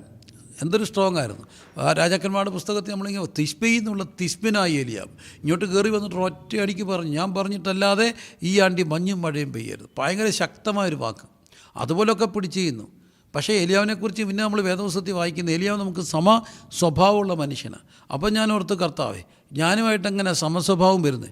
ഒരിക്കലും എനിക്കങ്ങോട്ട് ചെന്നിട്ട് മഴ പെയ്തുകൊണ്ടിരിക്കുന്ന ഒരു സ്റ്റേജിൽ നിന്ന് പ്രസംഗിക്കുമ്പോൾ മഴ വന്നാൽ ഒന്നുകൂടെ ഒന്ന് പറയാൻ മൈക്കിലൂടെയൊക്കെ ധൈര്യമായി മഴ പെയ്യത്തില്ലെന്ന് അങ്ങനെയൊക്കെ പറയുമ്പോൾ നമ്മൾ ഒന്നുകൂടെ ഒന്ന് അറച്ചിട്ടൊക്കെ പറയത്തുള്ളൂ. കർത്താവേ കൃപയാണ്, ഞങ്ങളോട് കരുണ തോന്നണമേ എന്നൊക്കെ പ്രാർത്ഥിക്കും. പക്ഷേ ഞാൻ പറഞ്ഞിട്ടല്ലാതെ പെയ്യത്തില്ല, ധൈര്യമായിട്ട് അവിടെ ഇരുന്നോന്നൊക്കെ പറയണമെങ്കിൽ അങ്ങനെയൊക്കെ പറഞ്ഞിട്ടുള്ള ഒരു വ്യക്തിയെ ഞാൻ എൻ്റെ ആയുസ്സിൽ കണ്ടിട്ടുള്ളത് ആശാരുദ്ദേശി എന്ന് പറയുന്ന ദൈവദാസനാണ്. അദ്ദേഹം ഞങ്ങൾ നടത്തിയ ഒരു കൺവെൻഷന് ഇങ്ങനെ മഴ ഇരച്ചു കയറി വരുമ്പോൾ അങ്ങനെ പറയുന്നതും മഴ പിടിച്ചു നിൽക്കപ്പെടുന്നതും എളിയദാസൻ കണ്ണിൻ്റെ മുമ്പിൽ കണ്ടിട്ടുണ്ട്. അതൊരു ഒരു കൃപയും ഒരു അഭിഷേകമൊക്കെ അല്ലേ. അപ്പം അങ്ങനെയൊക്കെ പറഞ്ഞിട്ട് മഴയൊക്കെ പിടിച്ചു നിർത്തി ഏലിയാവ്. പക്ഷേ ഇച്ചിരി കഴിയുമ്പോൾ ഏലിയാവ് എവിടെ കിടക്കുക, ചൂരച്ചെടിയുടെ തള്ളിക്കിടന്നിട്ട് പറയുക എനിക്കിപ്പം ചാകണം. ഒരു പക്ഷേ പറഞ്ഞാൽ സ്ട്രോങ് മൂഡ് ഡിസോർഡർ അല്ലേ. ഒരിക്കൽ ഭയങ്കര പീക്കിലായിരുന്നു, പിന്നെ നേരെ താഴെ വന്നു, എന്നിട്ട് ചാകണമെന്നൊക്കെ പറയുകയാണ്, എനിക്ക് മരിക്കണമെന്ന്. സൈക്കോളജിക്കൽ ഒരു ടേം എന്താ ഭാഷയ്ക്ക്? സൂയിസൈഡൽ ടെൻഡൻസി എന്ന് പറഞ്ഞാൽ തെറ്റാണോ? അപ്പം ഞാൻ നോക്കിയപ്പം ഇങ്ങനെ ശക്തയോടൊന്നും മഴ പെയ്യത്തില്ലെന്ന് പറയാനുള്ള ഞാനും അദ്ദേഹവുമായിട്ട് അങ്ങോട്ട് ലിങ്കാകുന്നില്ല. പക്ഷേ ഈ മറ്റൊരു ഭാഗത്ത് നമ്മളൊക്കെ ലിങ്കാകുന്നുണ്ട്. ഇതുപോലെ പെട്ടെന്ന് അപ്സെറ്റായി പോയ ഒരു മനുഷ്യനാണ് ഞാൻ. ചില വലിയ വിഷയങ്ങളെയൊക്കെ നമ്മൾ അതിജീവിച്ചിട്ടുണ്ടെങ്കിലും പല ചെറിയ വിഷയങ്ങൾ, സ്നേഹിച്ചവരും ഉത്തരവാദിത്തപ്പെട്ടവരും ഒക്കെ ഒറ്റ വാക്കിൻ്റെ മുമ്പിൽ 2-3 ദിവസം തളർന്നു കിടന്ന് കരഞ്ഞ അനുഭവങ്ങളൊക്കെ എനിക്കുണ്ട്, ചെറിയ വാക്കുകൾ പോലും. എന്താ കാര്യം? നമ്മൾ അത്രയൊക്കെ ഉള്ളൂ. അപ്പോൾ മാനസികമായ ദാരിദ്ര്യമുള്ള വ്യക്തി, ആ വ്യക്തിക്ക് എന്ത് ചെയ്യാൻ കഴിയും? ആ ദാരിദ്ര്യത്തെ കൊണ്ടൊന്ന് ദൈവത്തിൻ്റെ കരത്തിൽ കൊടുക്കാം. കർത്താവെ ഞാനിങ്ങനെ ക്ഷീണിച്ച് പോകുന്നവനാണ്, എനിക്ക് നിൻ്റെ കൃപ തരണമെന്ന് പറഞ്ഞാൽ തമ്പുരാൻ അതിനകത്തോട്ട് കൃപയുടെ മാരി പെയ്ക്കും. അതാണ് എലിയാവിൻ്റെയൊക്കെ ചരിത്രം. പിന്നെ നമ്മൾ കാണുന്ന എവിടാ? കർമ്മേലിൻ്റെ മലമുകളിലാണ്. ആഹാബിൻ്റെ രഥത്തിൻ്റെ മുമ്പിൽ ഓടുന്നു. ബാലിൻ്റെ പ്രവാചകന്മാരുടെ മുമ്പിലൊക്കെ ഇങ്ങനെ ധൈര്യസമയം നിൽക്കുക. എന്താ കാര്യം? കർത്താവ് തന്നെ തട്ടി ഉണർത്തി. ഇന്ന് ഈ സമയത്ത് തന്നെ ശ്രദ്ധിക്കുന്ന എൻ്റെ ബഹുമാനപ്പെട്ട പ്രിയപ്പെട്ടവരെ, നിങ്ങളുടെ ജീവിതത്തിൽ ഇതുപോലുള്ള സമാനമായൊരു അനുഭവം കടന്നു പോകുന്നവരാണെങ്കിൽ ഇന്ന് നിങ്ങളെ തട്ടി ഉണർത്താൻ കർത്താവ് തൻ്റെ ദൂതനെ അയക്കും. ഒറ്റക്കാര്യം ചെയ്യുക, നിരാശയുടെ പടുകുഴിയിലേക്ക് പോയിട്ട് വിധിയെ പഴിക്കരുത്. അതിൽ നിരാശപ്പെട്ടിരിക്കാത്ത കർത്താവിൻ്റെ കരത്തിലോട്ട് ആ ദാരിദ്ര്യത്തെ ഒന്ന് ഏൽപ്പിക്കുക. കർത്താവേ, ഞാൻ മാനസികമായി ക്ഷീണനായി പോകുന്നവനാ, എന്നെ ഒന്ന് ധൈര്യപ്പെടുത്തണേ കർത്താവ്, എനിക്കിതിൻ്റെ കൃപ വേണമെന്ന് പറയുമ്പോൾ അതിനെയൊക്കെ കൃപയുടെ സമ്പന്നത അയക്കും. ഇൻ്റലക്ച്വലായിട്ട് ദാരിദ്ര്യം അനുഭവിക്കുന്ന എത്രയോ പേരുണ്ട്. ചിലരൊക്കെ ഭയങ്കര സ്മാർട്ടായിട്ടുള്ള വ്യക്തികളൊക്കെ അവരുടെ മാതാപിതാക്കൾക്ക് അതൊരു സന്തോഷമായിരിക്കും, എൻ്റെ കുഞ്ഞ് വളരെ സ്മാർട്ടാണ്. പക്ഷേ സ്മാർട്ടല്ലാതെ പോയ ഒത്തിരി മാതാപിതാക്കളുടെ മക്കളില്ലേ, പഠിക്കാനൊക്കെ ഇങ്ങനെ അവസരങ്ങളൊക്കെ ഉണ്ടായിട്ട് ഒക്കാതെ പോകുന്നവർ, എവിടെയൊക്കെയോ ഓട്ടിസ്റ്റിക് ആയിട്ടുള്ള, അത് പിന്നെ ഹൈപ്പറായിട്ടുള്ള, പിന്നെ എവിടെയൊക്കെയോ പുറയിലായിപ്പോയ കുറേ മക്കൾ. ഇവരുടെ കുറ്റം കൊണ്ട് തന്നെയൊന്നും അല്ലല്ലോ, ജന്മവൈകല്യങ്ങളൊക്കെ. അപ്പോൾ അതിനെന്ത് ചെയ്യാൻ കഴിയും? അവരെ നിർഭാഗ്യവന്മാരെന്ന് വിളിക്കും. പക്ഷേ അങ്ങനൊരു വ്യക്തിയെ ഞാൻ വേദപുസ്തകത്തിൽ കാണുന്നുണ്ട്. എബേസ് എന്നിട്ട് ആ ദാരിദ്ര്യത്തെ ദൈവത്തിൻ്റെ കരത്തിൽ കൊടുത്തു. അപ്പം ഇങ്ങനെയുള്ള മക്കളൊക്കെ ഉണ്ടാകുമ്പോൾ ഞാനെന്നും പ്രാർത്ഥിക്കുന്നതാണ് അവരുടെ പേരൻസിന് വേണ്ടി, മക്കളെക്കാട്ടിലുപരി. കാരണം ഈ ലോക്ക്ഡൗൺ ഞാൻ എൻ്റെ കോണ്ടസ്റ്റ് ചെയ്യുന്നതുകൊണ്ട് പറയുമ്പോൾ കഴിഞ്ഞ ഒരു 7 ആഴ്ചകളൊക്കെ ലോക്ക്ഡൗൺ ആയിരുന്നു, പുറത്തൊന്നും പോകാറില്ലെന്ന്. പുറത്തൊക്കെ പോകാതിരിക്കുമ്പോഴത്തേന് പിള്ളേരൊക്കെ അങ്ങ് ആവശ്യപ്പെടുകയാണ്. എല്ലാവരും അങ്ങ് വല്ലാത്ത ഇറിറ്റേറ്റഡാണ്. എന്താ കാര്യം? പുറത്ത് പോകാനൊക്കുന്നില്ല. അതുകൊണ്ട് അവരങ്ങ് അസ്വസ്ഥരാ പ്രിയരെ. ചെറിയ അസ്വസ്ഥതയൊന്നുമല്ല, എല്ലാ വീടിൻ്റെ ഒരു പ്രശ്നമാണ്. കാരണം പെരയ്ക്കകത്ത് എത്ര നാളാണ് ഇരിക്കുക. അതുകൊണ്ട് പിന്നെ ഏതൊക്കെയോ സോഷ്യൽ കമ്പ്യൂട്ടറിൻ്റെയും അതിനകത്ത് അങ്ങ് മുഴുകുന്നു. ചിലർ അങ്ങ് ഇറിറ്റേറ്റഡ് ആകുന്നു, അങ്ങ് വയലൻ്റ് ആകുന്നു. എന്താ കാര്യം? ഇത്രയും ലോക്ക്ഡൗൺ സമയം അവരെങ്ങും പോകാൻ ഒക്കുന്നില്ലെന്ന്. പക്ഷേ ഇങ്ങനെ കുഞ്ഞുങ്ങളൊക്കെ ഓട്ടിസ്റ്റിക് ആയിട്ടുള്ള കുഞ്ഞുങ്ങളൊക്കെ ഉണ്ടാകുമ്പോൾ ഒരു ലൈഫ് ലോങ് ലോക്ക്ഡൗൺ ആയിപ്പോയ എത്രയോ പേരൻസ് ഉണ്ട്. ലൈഫ് ലോങ് എനിക്കറിയാം. പിന്നെ അവരൊരു പരിപാടിക്ക് പോയില്ല, ഒരു കല്യാണത്തിന് പോയില്ല, ഒരു പാർട്ടിക്ക് പോയില്ല. മനഃപൂർവ്വം എവിടെയോ ഒതുങ്ങുന്ന ഒത്തിരി മക്കൾ എവിടെയൊക്കെയോ നമ്മുടെ ഇടയിലില്ലേ. അങ്ങനെ ഒരു അമ്മയായിരിക്കണം എബേസിൻ്റെ അമ്മ. അതുകൊണ്ടായിരിക്കണം അമ്മ ആ കുഞ്ഞിന് പേരിട്ടു, ഇവൻ വ്യസനപുത്രൻ. എന്താ ഇന്നിൻ്റെ കോണ്ടസ്റ്റിൽ പറഞ്ഞാൽ എൻ്റെ ജീവിതം മുഴുവൻ ലോക്ക്ഡൗൺ ആക്കി ഈ കുഞ്ഞ്. ഇനി എനിക്കൊരു സോഷ്യൽ ഗാദറിങ് ഇല്ല, എനിക്കിനിയും വീടിന് പുറത്ത് ഒരു ജീവിതമില്ല, ഞാൻ ഇവനെയും കൊണ്ട് ഒതുങ്ങിയാണ്. അമ്മ അവന് പേരിട്ടു. വിസിബിൾ എവിഡൻസ് ഉണ്ടായിരിക്കണം ആ കുഞ്ഞിന്, ഇവൻ വ്യസനപുത്രൻ. പക്ഷെ അത് തിരിച്ചറിഞ്ഞ ആ മകന് എങ്ങനെയോ പ്രാർത്ഥിക്കാനൊരു പാകതയൊക്കെ കിട്ടിയപ്പോൾ, ആ അറിവ് കിട്ടിയപ്പോൾ ആ മകൻ ഇങ്ങനെ ദൈവത്തോട് പ്രാർത്ഥിച്ചു, കർത്താവേ, നീ എൻ്റെ അതിനെ ഒന്ന് വിശാലമാക്കി തരാമോ? കർത്താവ് ആ പ്രാർത്ഥന കേട്ടു. അനർത്ഥം വ്യസനഹേതുവാകാതെ എൻ്റെ അതിനെ വിശാലമാക്കണമെന്ന് പ്രാർത്ഥിച്ചപ്പോൾ നമ്മൾ പിന്നെ കാണുന്നു എബേസ് സഹോദരന്മാരെക്കാൾ മാന്യമായിട്ട് മാറി. എന്നെ ശ്രദ്ധിക്കുന്ന എൻ്റെ ബഹുമാനപ്പെട്ട പ്രിയപ്പെട്ടവരെ, ഇന്ന് ഈ ശബ്ദം കേൾക്കുമ്പോൾ അങ്ങനെയുള്ള പുറകിലാണെങ്കിൽ എനിക്കൊരു കർത്താവിനെ അറിയാം, പിമ്പനെ മുമ്പനാക്കുന്ന ദൈവം. ജ്ഞാനികളെ രചിപ്പിപ്പാൻ ലോകത്തിൽ ഭോഷത്വമായതിനെ തിരഞ്ഞെടുത്ത ആ കർത്താവിൻ്റെ കരത്തിലോട്ട് ഏൽപ്പിച്ചുകൂടാ. കർത്താവ് വലിയ ദൈവമാണ്, അതിനകത്തോട്ട് കൃപയുടെ സമ്പന്നത ഒഴിക്കും. ഇനി ശാരീരികമായ ദാരിദ്ര്യമാണോ പ്രിയരെ? ശാരീരികമായിട്ടൊക്കെ ദാരിദ്ര്യം വന്നാൽ നമ്മൾ ഇരിക്കുന്ന വിധിയെ പഴിക്കും. പക്ഷേ അവിടെയും തമ്പുരാൻ്റെ കൃപ അനുഭവിക്കാൻ കഴിയും. ആ കൃപ എന്ന് പറയുന്നത് ആ ദാരിദ്ര്യത്തെ കവിയുന്ന അങ്ങനെ ഒരാളെ ഞാൻ കണ്ടു. അത് മറ്റാരുമല്ല, വേദപുസ്തകത്തിലെ പുതിയ നിയമത്തിലെ ഇതുപോലൊരു ലെജൻഡറി ഫിഗർ ആരാണ്? അപ്പോസ്തലനായ പൗലോസാണ്. പൗലോസ് എന്തൊരു ദുഷണാശാരിയായിരുന്നു, എന്തൊരു ബുദ്ധി. ആ ദൈവശാസ്ത്രത്തിൻ ആ സുവിശേഷങ്ങളിൽ പറഞ്ഞ ക്രിസ്തുവിനെ ഒരു തരത്തിൽ ഒരു സൈദ്ധാന്തികപരമായിട്ട് ഒരു ഫിലോസഫിക്കലി ലോകത്തിന് അവതരിപ്പിച്ചതാണ് അപ്പോസ്തലനായ പൗലോസിൻ്റെ ലേഖനങ്ങളല്ലേ. ആ ലേഖനങ്ങൾ എഴുതുവാൻ, ആ മിഷണറി യാത്രകൾ നടത്തുവാൻ തനിക്ക് കഴിയാത്തതുപോലെയുള്ള ശാരീരികമായൊരു ദാരിദ്ര്യം തന്നെ അലട്ടിയിരുന്നു പോലും. അത് നമ്മൾ വേദപുസ്തകത്തിൽ കാണുന്നുണ്ട്. പക്ഷേ പൗലോസ് അപ്പോസ്തലൻ എന്ത് ചെയ്തു? കർത്താവിൻ്റെ അടുക്കിലേക്ക് വന്നിട്ട് ഇങ്ങനെ പ്രാർത്ഥിച്ചു, ദൈവമേ, ഈ മുള്ളൊന്ന് മാറ്റിത്തരാമോ? കർത്താവ് പറഞ്ഞ മുള്ളൊന്നും മാറ്റുന്ന പ്രശ്നമില്ല, അതവിടെ ഇരുന്നോട്ട്. പക്ഷേ എൻ്റെ കൃപ ഞാൻ നിനക്ക് തരാം, എൻ്റെ ശക്തി ബലഹീനതയെ തികഞ്ഞു വരും. ആ കൃപയുടെ സമ്പന്നത കിട്ടിയപ്പോൾ ആ ശാരീരിക ദാരിദ്ര്യം അവിടെ ഇരിക്കുമ്പോൾ തന്നെ പൗലോസ് അതിൻ്റെ മേൽ ജയിച്ചിട്ട് ആ യാത്രകളിലൂടെ പോവുകയാണ്. സുവിശേഷത്തിൻ്റെ ഒരു വലിയ ജൈത്രയാത്ര നടത്തുകയാണ്. എന്താ സംഭവിച്ചത് എൻ്റെ പൊന്നു പ്രിയരെ? അതിനെ ദൈവകരങ്ങളിൽ കൊടുത്തു. അപ്പോൾ ഇങ്ങനെയുള്ള ബുദ്ധിമുട്ടുകളൊക്കെ ഇല്ലേ, എല്ലാവരും ശാരീരിക പ്രയാസങ്ങളിലൊക്കെ എന്തെങ്കിലുമൊക്കെ കടന്നു പോകേണ്ടി വരും. എളിദാസനും വല്ലാത്ത ബുദ്ധിമുട്ടുകൾ കൂടെ കടന്നുപോയ പല മേഖലകളുണ്ട്. സോറിയാസിസ് എന്ന അസുഖം വന്നിട്ട് ഞാൻ വല്ലാതെ ബുദ്ധിമുട്ടിയ സമയങ്ങളുണ്ട്. ഒരു പരിധിവരെ ഇന്നും ഞാൻ 100% മുക്തനല്ല. പക്ഷേ എൻ്റെ ഒരു മൂവ്മെൻറ്റ്സിനെയും എൻ്റെ ഒരു ശുശ്രൂഷയും റെസ്ട്രിക്റ്റ് ചെയ്യാത്തതുപോലെ തമ്പുരാൻ അതിന്മേലൊരു കൃപയുടെ സമ്പന്നത തന്നു. അങ്ങനെ എന്തെല്ലാം പ്രശ്നങ്ങളിൽ കൂടെ കടന്നുപോയി. ഈ സമയത്ത് എന്നെ ശ്രദ്ധിക്കുന്ന പ്രിയപ്പെട്ടവരെ, നിങ്ങൾ ശാരീരികമായി വളരെ ബുദ്ധിമുട്ടുകയാണെങ്കിൽ അവിടെയൊക്കെ കൃപയുടെ അതിനെ കൊണ്ടുവന്ന് തമ്പുരാൻ്റെ കരത്തിലോട്ട് കൊടുക്കുമ്പോൾ അവിടെയൊക്കെ കൃപയുടെ മാരി ദൈവം പെയ്യിക്കും. സാമൂഹ്യമായ ദാരിദ്ര്യം, സോഷ്യൽ പോവർട്ടി, എത്രയോ പേരെ എനിക്കറിയാം. അങ്ങനെയുള്ളവർ വിധിയെ പഠിച്ചുകൊണ്ടിരിക്കുമ്പം തന്നെ എളിവനെ കുപ്പയിൽ നിന്ന് ഉയർത്തി പ്രഭുക്കന്മാരുടെ പന്തിയിരുത്തുന്ന ഒരു ദൈവമല്ലേ. അതൊക്കെയല്ലേ നമ്മുടെയൊക്കെ സാക്ഷ്യങ്ങൾ പ്രിയരെ. കൂട്ടുകാരിപ്പരമായി എന്നെ നടത്തുന്ന ദൈവമില്ലേ?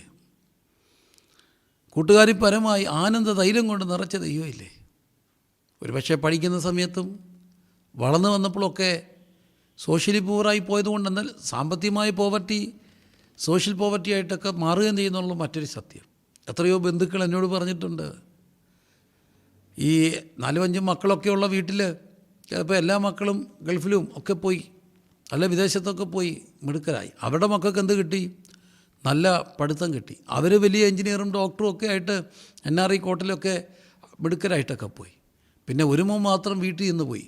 കാരണം അത്ര മിടുക്കനൊന്നും അല്ലായിരുന്നു. പിന്നെ അപ്പനെ അമ്മയൊക്കെ നോക്കാൻ വേണ്ടിയും കൃഷിയും കാര്യങ്ങളൊക്കെ ആയിട്ട് നിന്നു. പിന്നെ ഇച്ചിരി ബുദ്ധിമുട്ടൊക്കെ ആയി. അപ്പൻ്റെ അമ്മയുടെ ഒക്കെ കാലം കഴിഞ്ഞപ്പം അവരുടെ മക്കൾ വലിയ മിടുക്കനൊന്നും ആയില്ല. അവർ ഇവിടുത്തെ നോർമൽ റേഞ്ചിലൊക്കെ പോയി. എത്രയോ പേരെന്നോട് കരഞ്ഞിട്ടുണ്ട്. അങ്ങനെയുള്ളവരുടെ മക്കളുടെ വിവാഹത്തിനൊക്കെ പോകുമ്പോൾ, ഉറപ്പിനും ബന്ധുവീട്ടിലോട്ടൊക്കെ പോകുമ്പോൾ ഇവരെ മാത്രം അവോയ്ഡ് ചെയ്ത കാര്യങ്ങൾ, തഞ്ചത്തിനൊക്കെ ഒക്കാത്തതുകൊണ്ട് ബാക്കിയുള്ളവരെ എല്ലാം കൊണ്ടുപോയി ഇവരെ മാത്രം അവോയ്ഡ് ചെയ്തെന്ന്. അതൊക്കെ ഇങ്ങനെ നെഞ്ചിനകത്തൊക്കെ പിച്ചാത്തി കുത്തി ഇറക്കുന്ന പോലൊക്കെ തോന്നും. കാരണം അവരിച്ചിരി സാമൂഹ്യമായിട്ട് പുറകിലായിപ്പോയതാണ്. സാമ്പത്തിക പരാധീനതകൾ എപ്പോഴും സോഷ്യൽ പോവർട്ടിയിലേക്ക് കൊണ്ടുപോവുകയും ചെയ്യും, തിരിച്ചുകൊണ്ടാകും. പക്ഷേ എനിക്കൊരു കർത്താവിനെ അറിയാം. ഈ പോവർട്ടിക്കകത്തുനിന്ന് പൊക്കിയെടുക്കുന്നൊരു കർത്താവില്ലേ. അപ്പോൾ നമ്മളിന്ന് രാത്രി ഈ മുഴുവൻ മേഖലകളെയും ദൈവത്തിൻ്റെ കരത്തിലേക്കൊന്ന് കൊടുത്തിട്ട് അവിടേക്കൊന്ന് കൃപ ചോദിച്ചാൽ ദൈവം കൃപയുടെ മാരി ചെയ്യും. ദൈവം കൃപയുടെ മാരി അയക്കും. നെഞ്ചകം കീറുന്ന പ്രശ്നങ്ങളുള്ളപ്പോഴും അതിനെ ദൈവത്തിൻ്റെ കരത്തിലെടുത്തിട്ട് തമ്പുരാനോടൊപ്പം ചേർന്ന് കിടക്കുന്നവൻ ആരോ അവൻ സ്പിരിച്വലി പൂവറാണ്. ഇനി രണ്ടാമത്തെ ഒരു മേഖലയുണ്ട് പ്രിയനെ,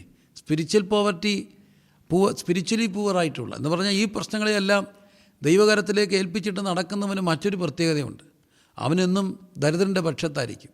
മാത്രമല്ല അവനെന്നും ദരിദ്രനെ താങ്ങുകയും ചെയ്യും. അതാണ് ഈ സ്പിരിച്വൽ പൂവർ എന്ന് പറയുന്നത്. വന്ന വഴികൾ അവനൊരിക്കലും മറക്കില്ല. അവനിങ്ങനെ ദരിദ്രനെ താങ്ങിക്കൊണ്ടേയിരിക്കും. ഞാൻ ചിലപ്പോഴൊക്കെ ഓർത്തിട്ടുണ്ട്, ഇൻ്റലക്ച്വൽ പോവർട്ടി എന്ന് പറയുന്ന ആ ഒരു പ്രയാസം. നല്ല മിടുക്കരും മക്കളൊക്കെ ആണെങ്കിൽ എല്ലാത്തിനും ഫുൾ A+ ഒക്കെ കിട്ടുക, ഇന്ത്യൻ കോണ്ടസ്റ്റ്, അങ്ങനെയുള്ള മക്കൾക്ക് വേണ്ടിയൊക്കെ അവാർഡൊക്കെ ഇഷ്ടം പോലെ ഞാൻ കൊടുത്തിട്ടുണ്ട്. അപ്പം ഞാൻ MP, MLA, SP ഒക്കെ വിളിക്കും. എനിക്ക് കിട്ടാവുന്ന അന്നത്തെ ഏറ്റവും നല്ല സാധ്യതകളെ വിളിച്ചിട്ട് ഇവർക്ക് അവാർഡൊക്കെ കൊടുക്കും. എന്തിനാണെന്നറിയാമോ? അവരെ ഒന്നും മറ്റുള്ളവരെ കൂടെ ഒന്ന് മോട്ടിവേറ്റ് ചെയ്യേണ്ട കാര്യവുമാണ്. അപ്പോൾ നമ്മളിങ്ങനെ അവരുടെ പേരൻസിനെയൊക്കെ മനോളം പുകഴ്ത്തും. അവർ ധന്യപ്പെട്ട പേരൻസാണ്. അവരുടെ പ്രാർത്ഥന കൊണ്ടൊക്കെയാണ് ഇത്രയും അനുഗ്രഹിക്കപ്പെട്ട കുഞ്ഞുങ്ങളുണ്ടാകുന്നത്. പിന്നെയും പോരാ, അവിടെ അപ്പച്ചനും അമ്മച്ചിയും പൊക്കും. എനിക്കറിയാവുന്ന ചരിത്രമുണ്ട് പ്രിയരെ എന്നൊക്കെ പറഞ്ഞ്. അവരായിരുന്നു ആദ്യകാല വിശ്വാസികളായിരുന്നു. ദൈവദാസന്മാർക്ക് വെച്ച് വിളമ്പി കൊടുത്തവരായിരുന്നു. ശുശ്രൂഷകരെ മാനിച്ചവരായിരുന്നു. ഇല്ലവല്ലായ്മകളിലും കർത്താവിന് വേണ്ടി നിന്നവരാണ് എന്നൊക്കെ പറഞ്ഞ് അമ്മയുടെ അച്ഛനെ, അമ്മയുടെ അപ്പച്ചനെ, അമ്മയുടെ അമ്മയും അമ്മച്ചിയെയും അപ്പച്ചൻ്റെ ഭർത്താവിൻ്റെ 2 വീട്ടുകാരെയും ഒക്കെ പുകഴ്ത്തും. അവർക്കെല്ലാം സന്തോഷമായി. പക്ഷേ അപ്പോഴും ശബ്ദമൊക്കെ ഉണ്ടാക്കുന്ന, പഠിക്കാൻ മോശമായ സ്പെഷ്യൽ സ്കൂളിൽ പഠിക്കുന്ന കുഞ്ഞിൻ്റെ പേരൻസിനോട് നിങ്ങൾ ധന്യപ്പെട്ടവരാണെന്ന് പറയാൻ ആരാ ഉള്ളത്? ഒരുപക്ഷെ ഞാൻ കണ്ടിട്ടുണ്ട്, ഇങ്ങനെയുള്ള മക്കളെയും ചേർത്ത് പിടിക്കാൻ കഴിയുന്നവൻ ആരോ അവനാണ് സ്പിരിച്വലി പൂവർ. കുഞ്ഞ് സാരയിലിടാ, നീയും മിടുക്കരാകുമെന്ന് പറഞ്ഞാൽ ഇന്നല്ല നാളെ ആവും മിടുക്കരാകുന്നേ. കാരണം ബിംബനെ ദൈവം എപ്പോഴും മുമ്പരാക്കും. 100%. ലോകം മിടുക്കയുടെ ലോകമൊന്നുമല്ല. എൻ്റെ ദൈവം മിടുക്കന്മാരുടെ മാത്രം ദൈവമല്ല. പക്ഷെ അവരെ ചേർത്ത് പിടിക്കാൻ കഴിയണ്ടേ? അവനാരാണ്? അവനാണ് ആത്മീയമായ ദാരിദ്ര്യൻ, സ്പിരിച്വലി പൂവർ. അവരിങ്ങനെ എപ്പോഴും അങ്ങനെയുള്ളവരൊക്കെ ചേർത്ത് പിടിക്കും. ഇനി മാനസികമായിട്ട് ദാരിദ്ര്യം അനുഭവിക്കുന്നവരില്ലേ? പെട്ടെന്ന് ഡള്ളായി പോകുന്നവരുണ്ട്, പെട്ടെന്നങ്ങ് തകർന്നു പോകുന്നവരുണ്ട്.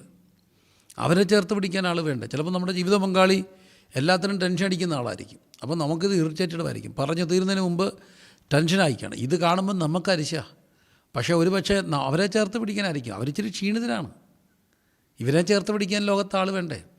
ഞങ്ങളുണ്ട് ഈ പരീക്ഷയൊക്കെ എഴുതുന്ന സമയത്ത് നല്ലപോലെ പഠിച്ചിട്ട് ഭയം കയറിയിട്ട് ചുരുണ്ടു പോകുന്ന മക്കളുണ്ട്.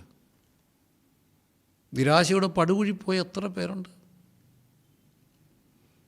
പക്ഷെ ഒരാൾ അവരെ ഇങ്ങനെ ചേർത്ത് പിടിക്കും. അവർക്ക് ഒത്തിരി സമയം കൊടുക്കേണ്ടി വരും.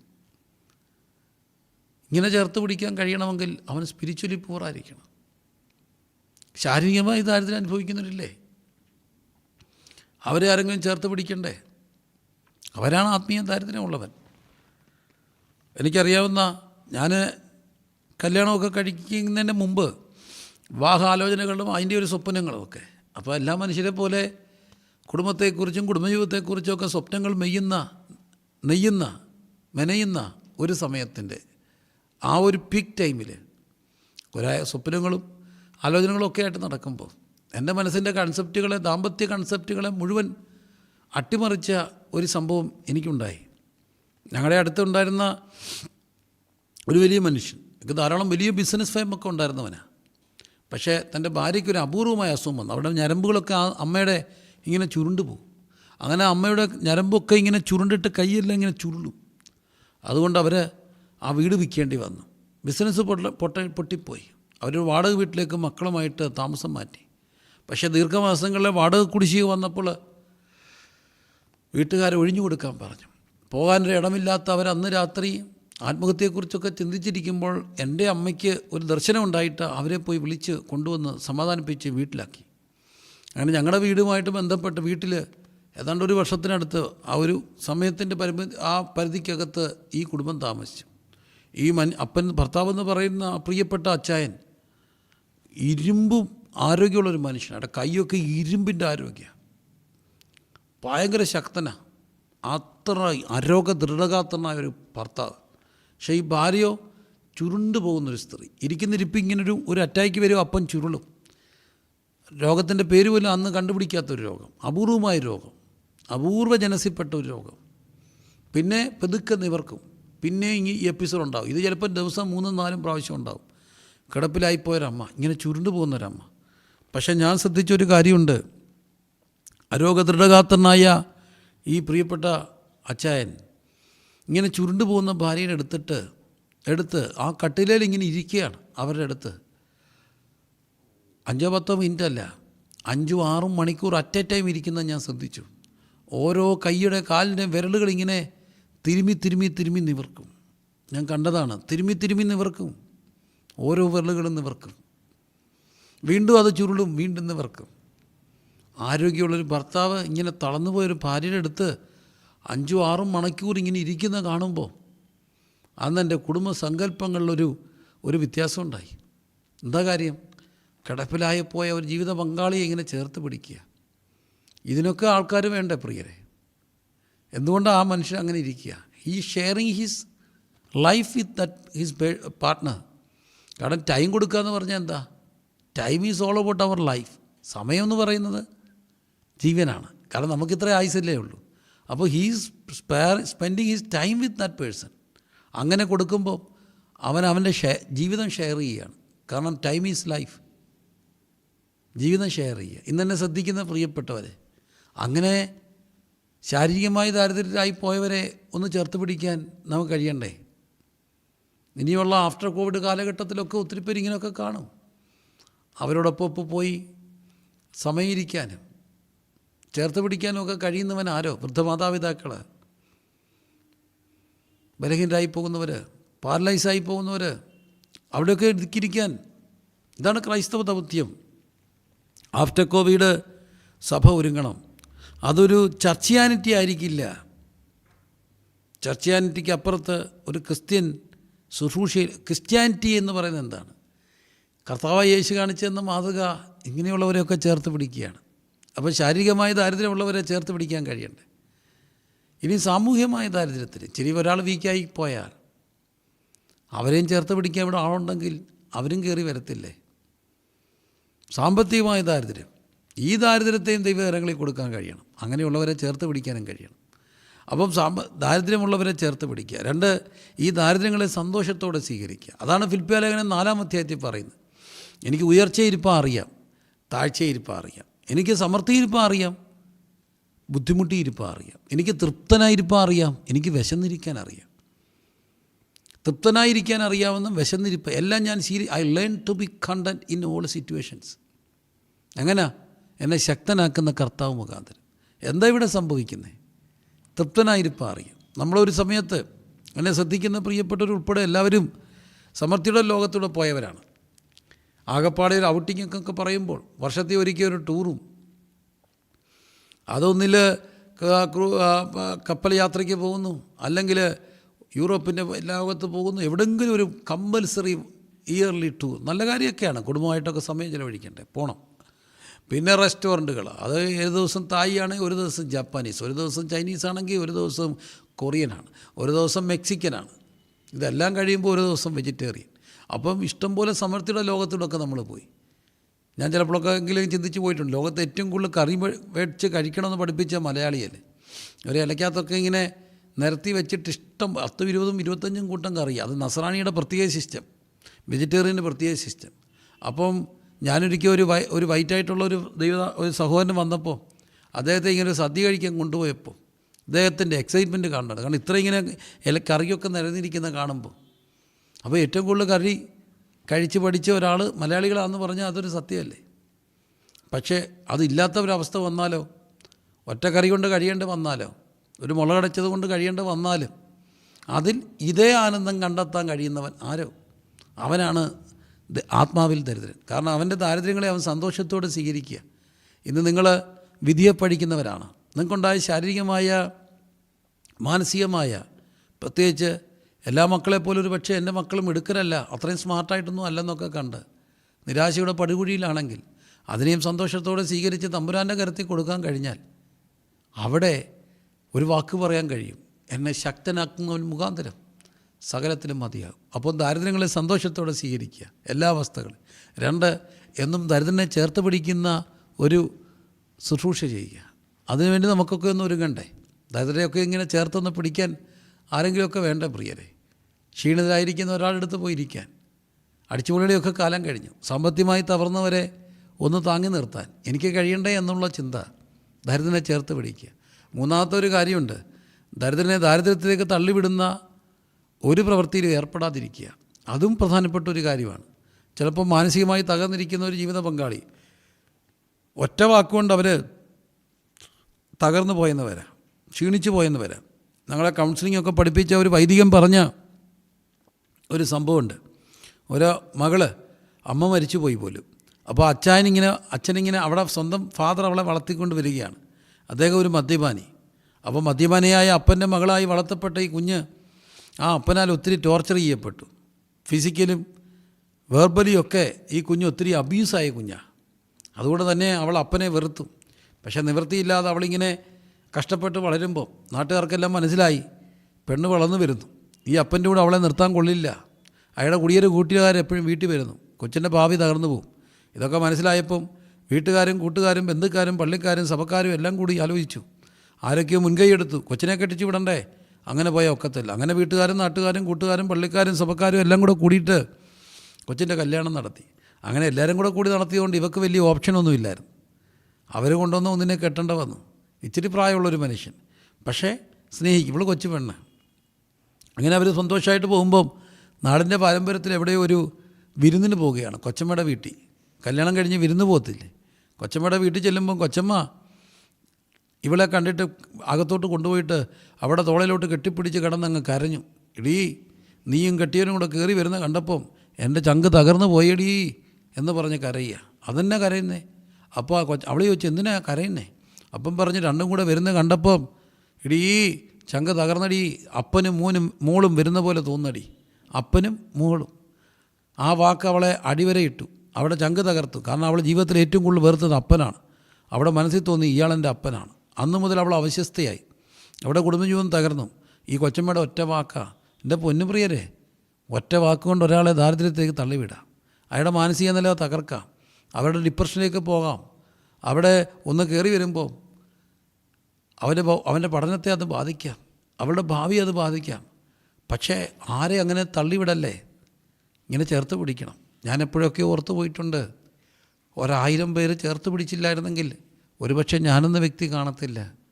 എത്രയോ വട്ടം ശുശ്രൂഷയിലൊക്കെ തളർന്നു പോയപ്പോൾ, എവിടെയൊക്കെ ഒന്ന് ഡീവിയേറ്റ് ചെയ്ത് നടന്ന വഴികളിലൊക്കെ ചേർത്ത് പിടിച്ച എത്രയോ പേരുണ്ട്. അപ്പം മരിച്ചപ്പോൾ, അമ്മ മരിച്ചപ്പോൾ, സഹോദരി മരിച്ചപ്പോഴൊക്കെ അപ്പനെപ്പോലെ ചേർത്ത് പിടിച്ചവർ, അമ്മയെപ്പോലെ ചേർത്ത് പിടിച്ചപ്പോൾ, കൂടപ്പുറപ്പിനെപ്പോലെ കൂടെ നടന്നവർ, അങ്ങനെ ആരെയൊക്കെയോ ചേർത്ത് പിടിച്ചുകൊണ്ടല്ലേ ഞാനും നിങ്ങളൊക്കെ ഇരിക്കുന്നു. നിങ്ങൾ അമേരിക്കയിലൊക്കെ ചെന്നിറങ്ങിയ ആദ്യ സമയത്ത് വലിയ മിടുക്കരൊന്നും അല്ലായിരുന്നല്ലോ. അവിടെ ഇങ്ങനെ ചെന്നിറങ്ങിയപ്പം എയർപോർട്ടിൽ നിന്ന് വിളിച്ചുകൊണ്ട് പോയവർ, പിന്നെ കുറേ നാളാണെങ്കിലും കുറച്ച് ബുദ്ധിമുട്ടൊക്കെ അവർക്കുണ്ടായിട്ടുണ്ട്, അവരും നമുക്കും ഉണ്ടായി കാണും. എങ്കിലും ഒരു വീടിൻ്റെ ക്രമീകരണമൊക്കെ ആവുന്നതിന് വരെ വീട്ടിൽ താമസിപ്പിച്ചവർ, അത് കഴിഞ്ഞ് ഒരു ജോലിക്ക് ബുദ്ധിമുട്ടിയപ്പം ഇന്ന സ്ഥലത്തൊരു വേക്കൻസി ഉണ്ടെന്ന് അറിഞ്ഞ് വിളിച്ച് പറഞ്ഞ് അവിടേക്ക് നമ്മളെ റെക്കമെൻഡ് ചെയ്തവർ, അങ്ങനെ ആരെല്ലാം ഈ യാത്രയെ നമ്മളെ താങ്ങിയിട്ടുണ്ട്. ആരൊക്കെയോ താങ്ങിയതിൻ്റെ ഫലമായിട്ടല്ലേ ഇന്നുമൊക്കെ ഇങ്ങനെ നിന്നു പോകുന്നത്. അതുകൊണ്ട് ഈ കോവിഡിൻ്റെ സമയത്ത് കൂടുതൽ സാർത്ഥരാകരുത്. കർത്താവിനോടൊന്ന് പ്രാർത്ഥിക്കാൻ കഴിയണ്ടേ? കർത്താവേ, ചെല്ലെ ഒന്ന് താങ്ങി നിർത്താനുള്ള കൃപ എനിക്ക് വേണമെന്ന്. ഇന്നങ്ങനെ പ്രാർത്ഥിക്കാൻ ഈ ഉപവാസ പ്രാർത്ഥന എത്ര പേര് തീരുമാനിക്കും? താങ്ങാനുള്ളൊരു കൃപ തരണമേ. കാരണം താങ്ങും കരങ്ങളിൽ അവനെന്നെ വഹിച്ചപ്പോൾ ഞാനും താങ്ങാൻ കടംപെട്ടവനാണ്. ആത്മാവിൽ ദരിദ്രൻ ആരോ അവൻ ഭാഗ്യവാൻ. അവനെന്ത് കിട്ടും? സ്വർഗരാജ്യം അവർക്കുള്ളത്. അവൻ അഹങ്കരിക്കാനൊന്നുമില്ല, നിഗളിക്കാനൊന്നുമില്ല. അവനൊത്തിരി മാനസികമായ ദരിദ്രനാണ്, ഇൻ്റലക്ച്വലി ദരിദ്രനാണ്, ശാരീരികമായി ദരിദ്രനാണ്. ചിലപ്പോൾ ഈ ദാരിദ്ര്യങ്ങളൊക്കെ ദൈവം തരുന്നത് എന്തിനാണെന്നറിയാമോ? നിഗളിച്ച് പോയിട്ട് പിശാച് വന്ന കെണിയിൽ അകപ്പെടാതിരിക്കാൻ. അതും നല്ലതാണ് പ്രിയരെ. കുറേയൊക്കെ ഈ ചില മുള്ളുകളൊക്കെ ഉള്ളതുകൊണ്ടല്ലേ നമ്മളിങ്ങനെ നിഗളിച്ച് പോകാത്തത്. ഇല്ല നമ്മളൊക്കെ പിടിച്ചാൽ നിൽക്കുമോ? അപ്പം തമ്പുരാൻ ചില മുള്ളുകൾ അനുവദിച്ചതും നന്മയ്ക്കെന്നൊക്കെ കരുതാൻ കഴിയുക, എന്നിട്ട് അതിനെ സന്തോഷത്തോടെ സ്വീകരിക്കുക.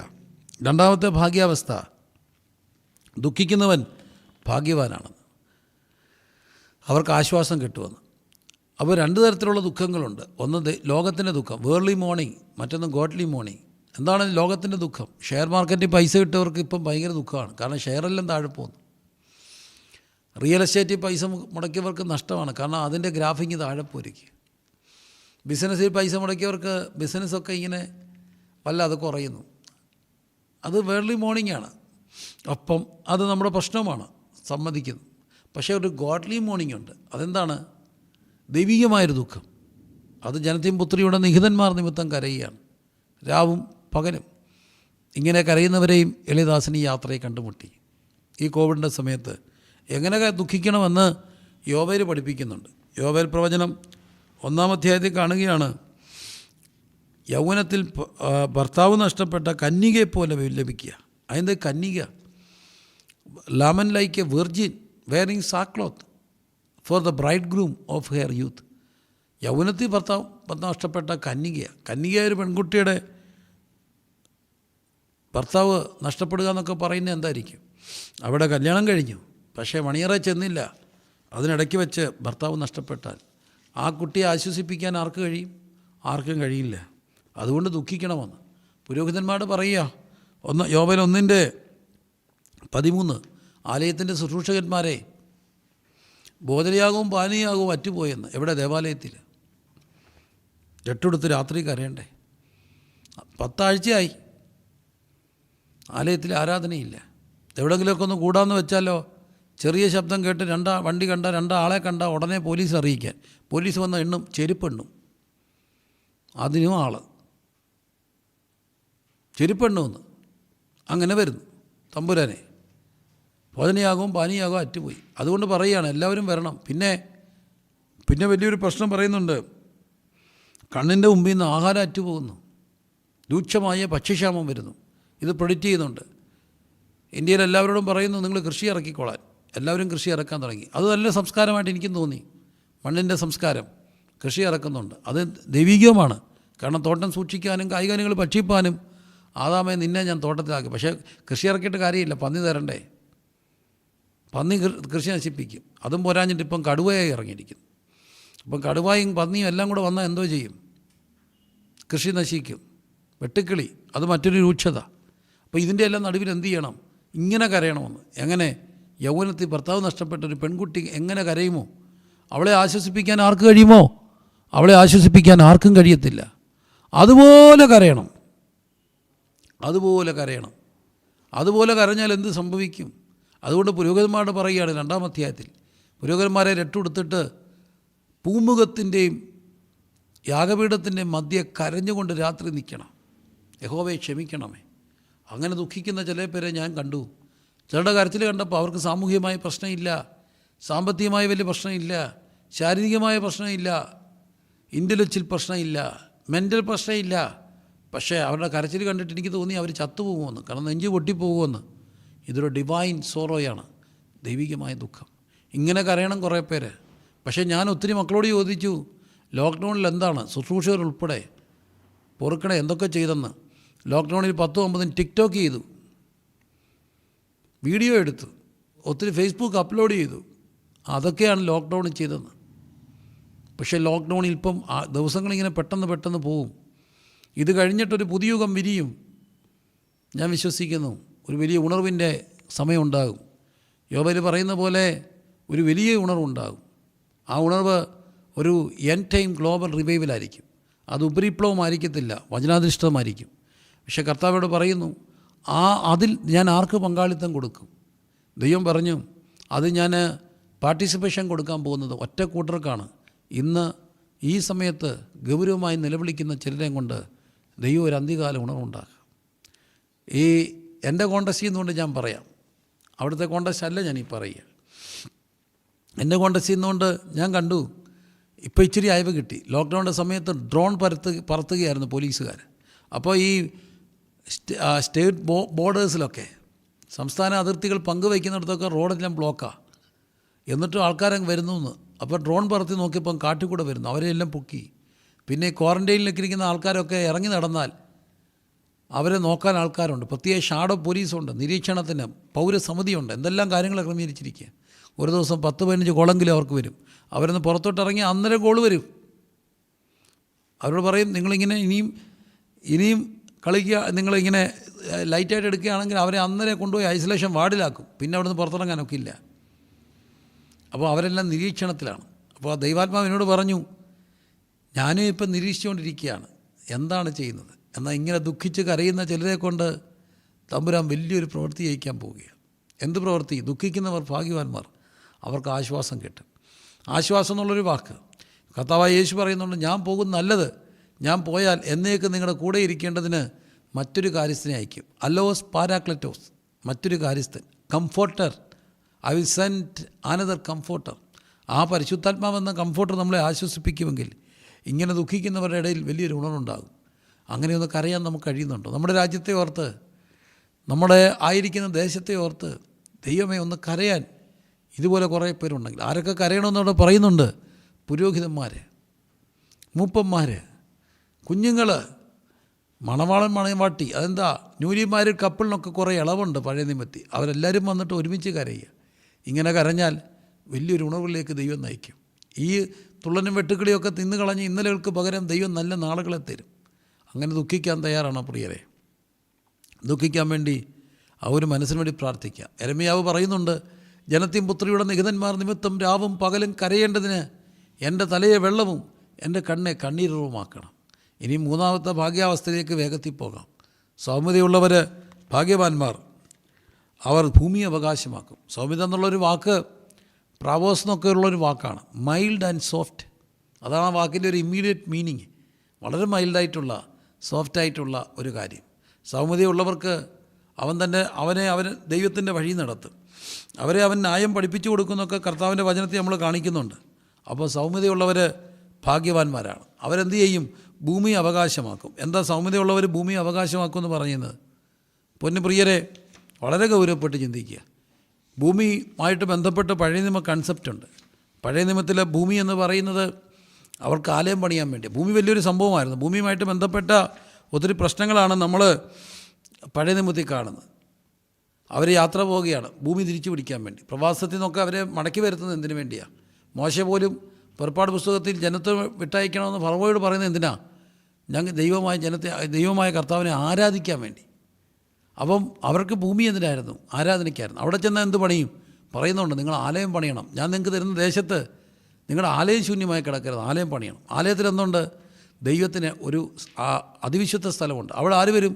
ദൈവ തേജസ് ഇറങ്ങും. ചുരുക്കത്തിൽ അവിടെ ദൈവത്തിൻ്റെ ഇടമൊരുക്കുകയാണ്. അപ്പം ഭൂമി എന്ന് പറഞ്ഞാൽ എന്താണ്? ദൈവത്തിന് ഇടമൊരുക്കുക. ആരെ കൊണ്ട് ദൈവം തനിക്ക് ഈ ഭൂമിയിൽ ഇടമൊരുക്കും?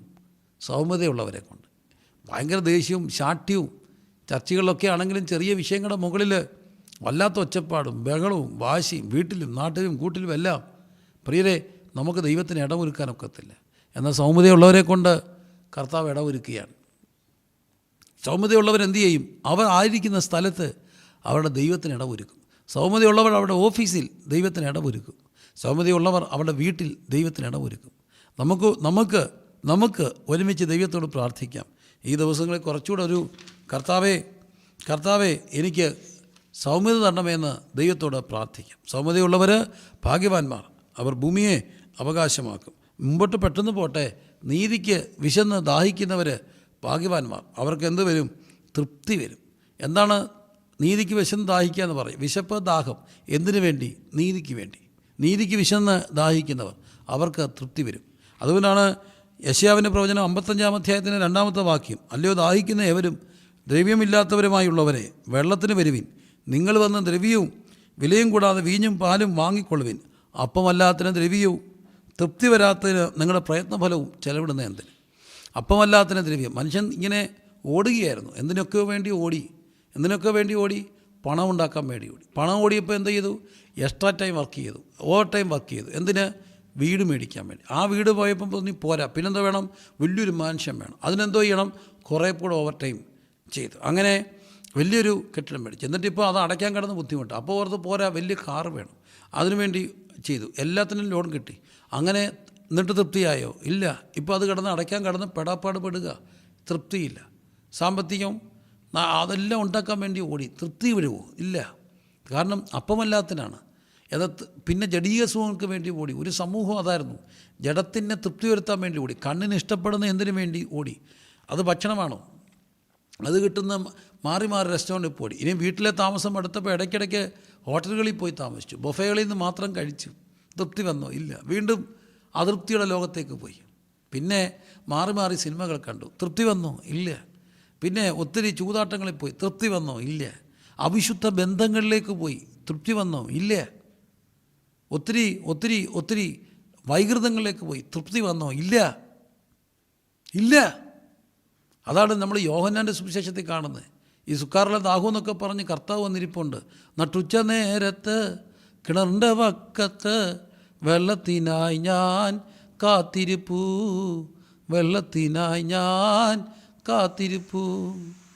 നാരിയോട് ചോദിക്കുന്നു, നാരി, ഒരു പാത്രം ദാഹജലം നീ എനിക്ക് തരുമോ?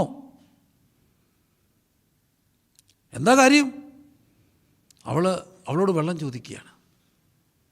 അപ്പോൾ അവിടെ ഇങ്ങനെ സംസാരിച്ച് വരുമ്പം പറയുന്നുണ്ട്, വെള്ളത്തിൻ്റെ കാര്യം പറയുമ്പോൾ, നീ പോയിട്ട് നിൻ്റെ ഭർത്താവിനെ വിളിച്ചുകൊണ്ട് വരാൻ പറയും. അപ്പോൾ കർത്താവ് പറഞ്ഞു, ഞാൻ കുടിക്കുന്ന ഈ ഉറവയിൽ നിന്ന് കുടിക്കുന്നവൻ, ഞാൻ തരുന്ന വെള്ളം കുടിക്കുന്നവന് ഒരു നാളും ദാഹിക്കുകയില്ല.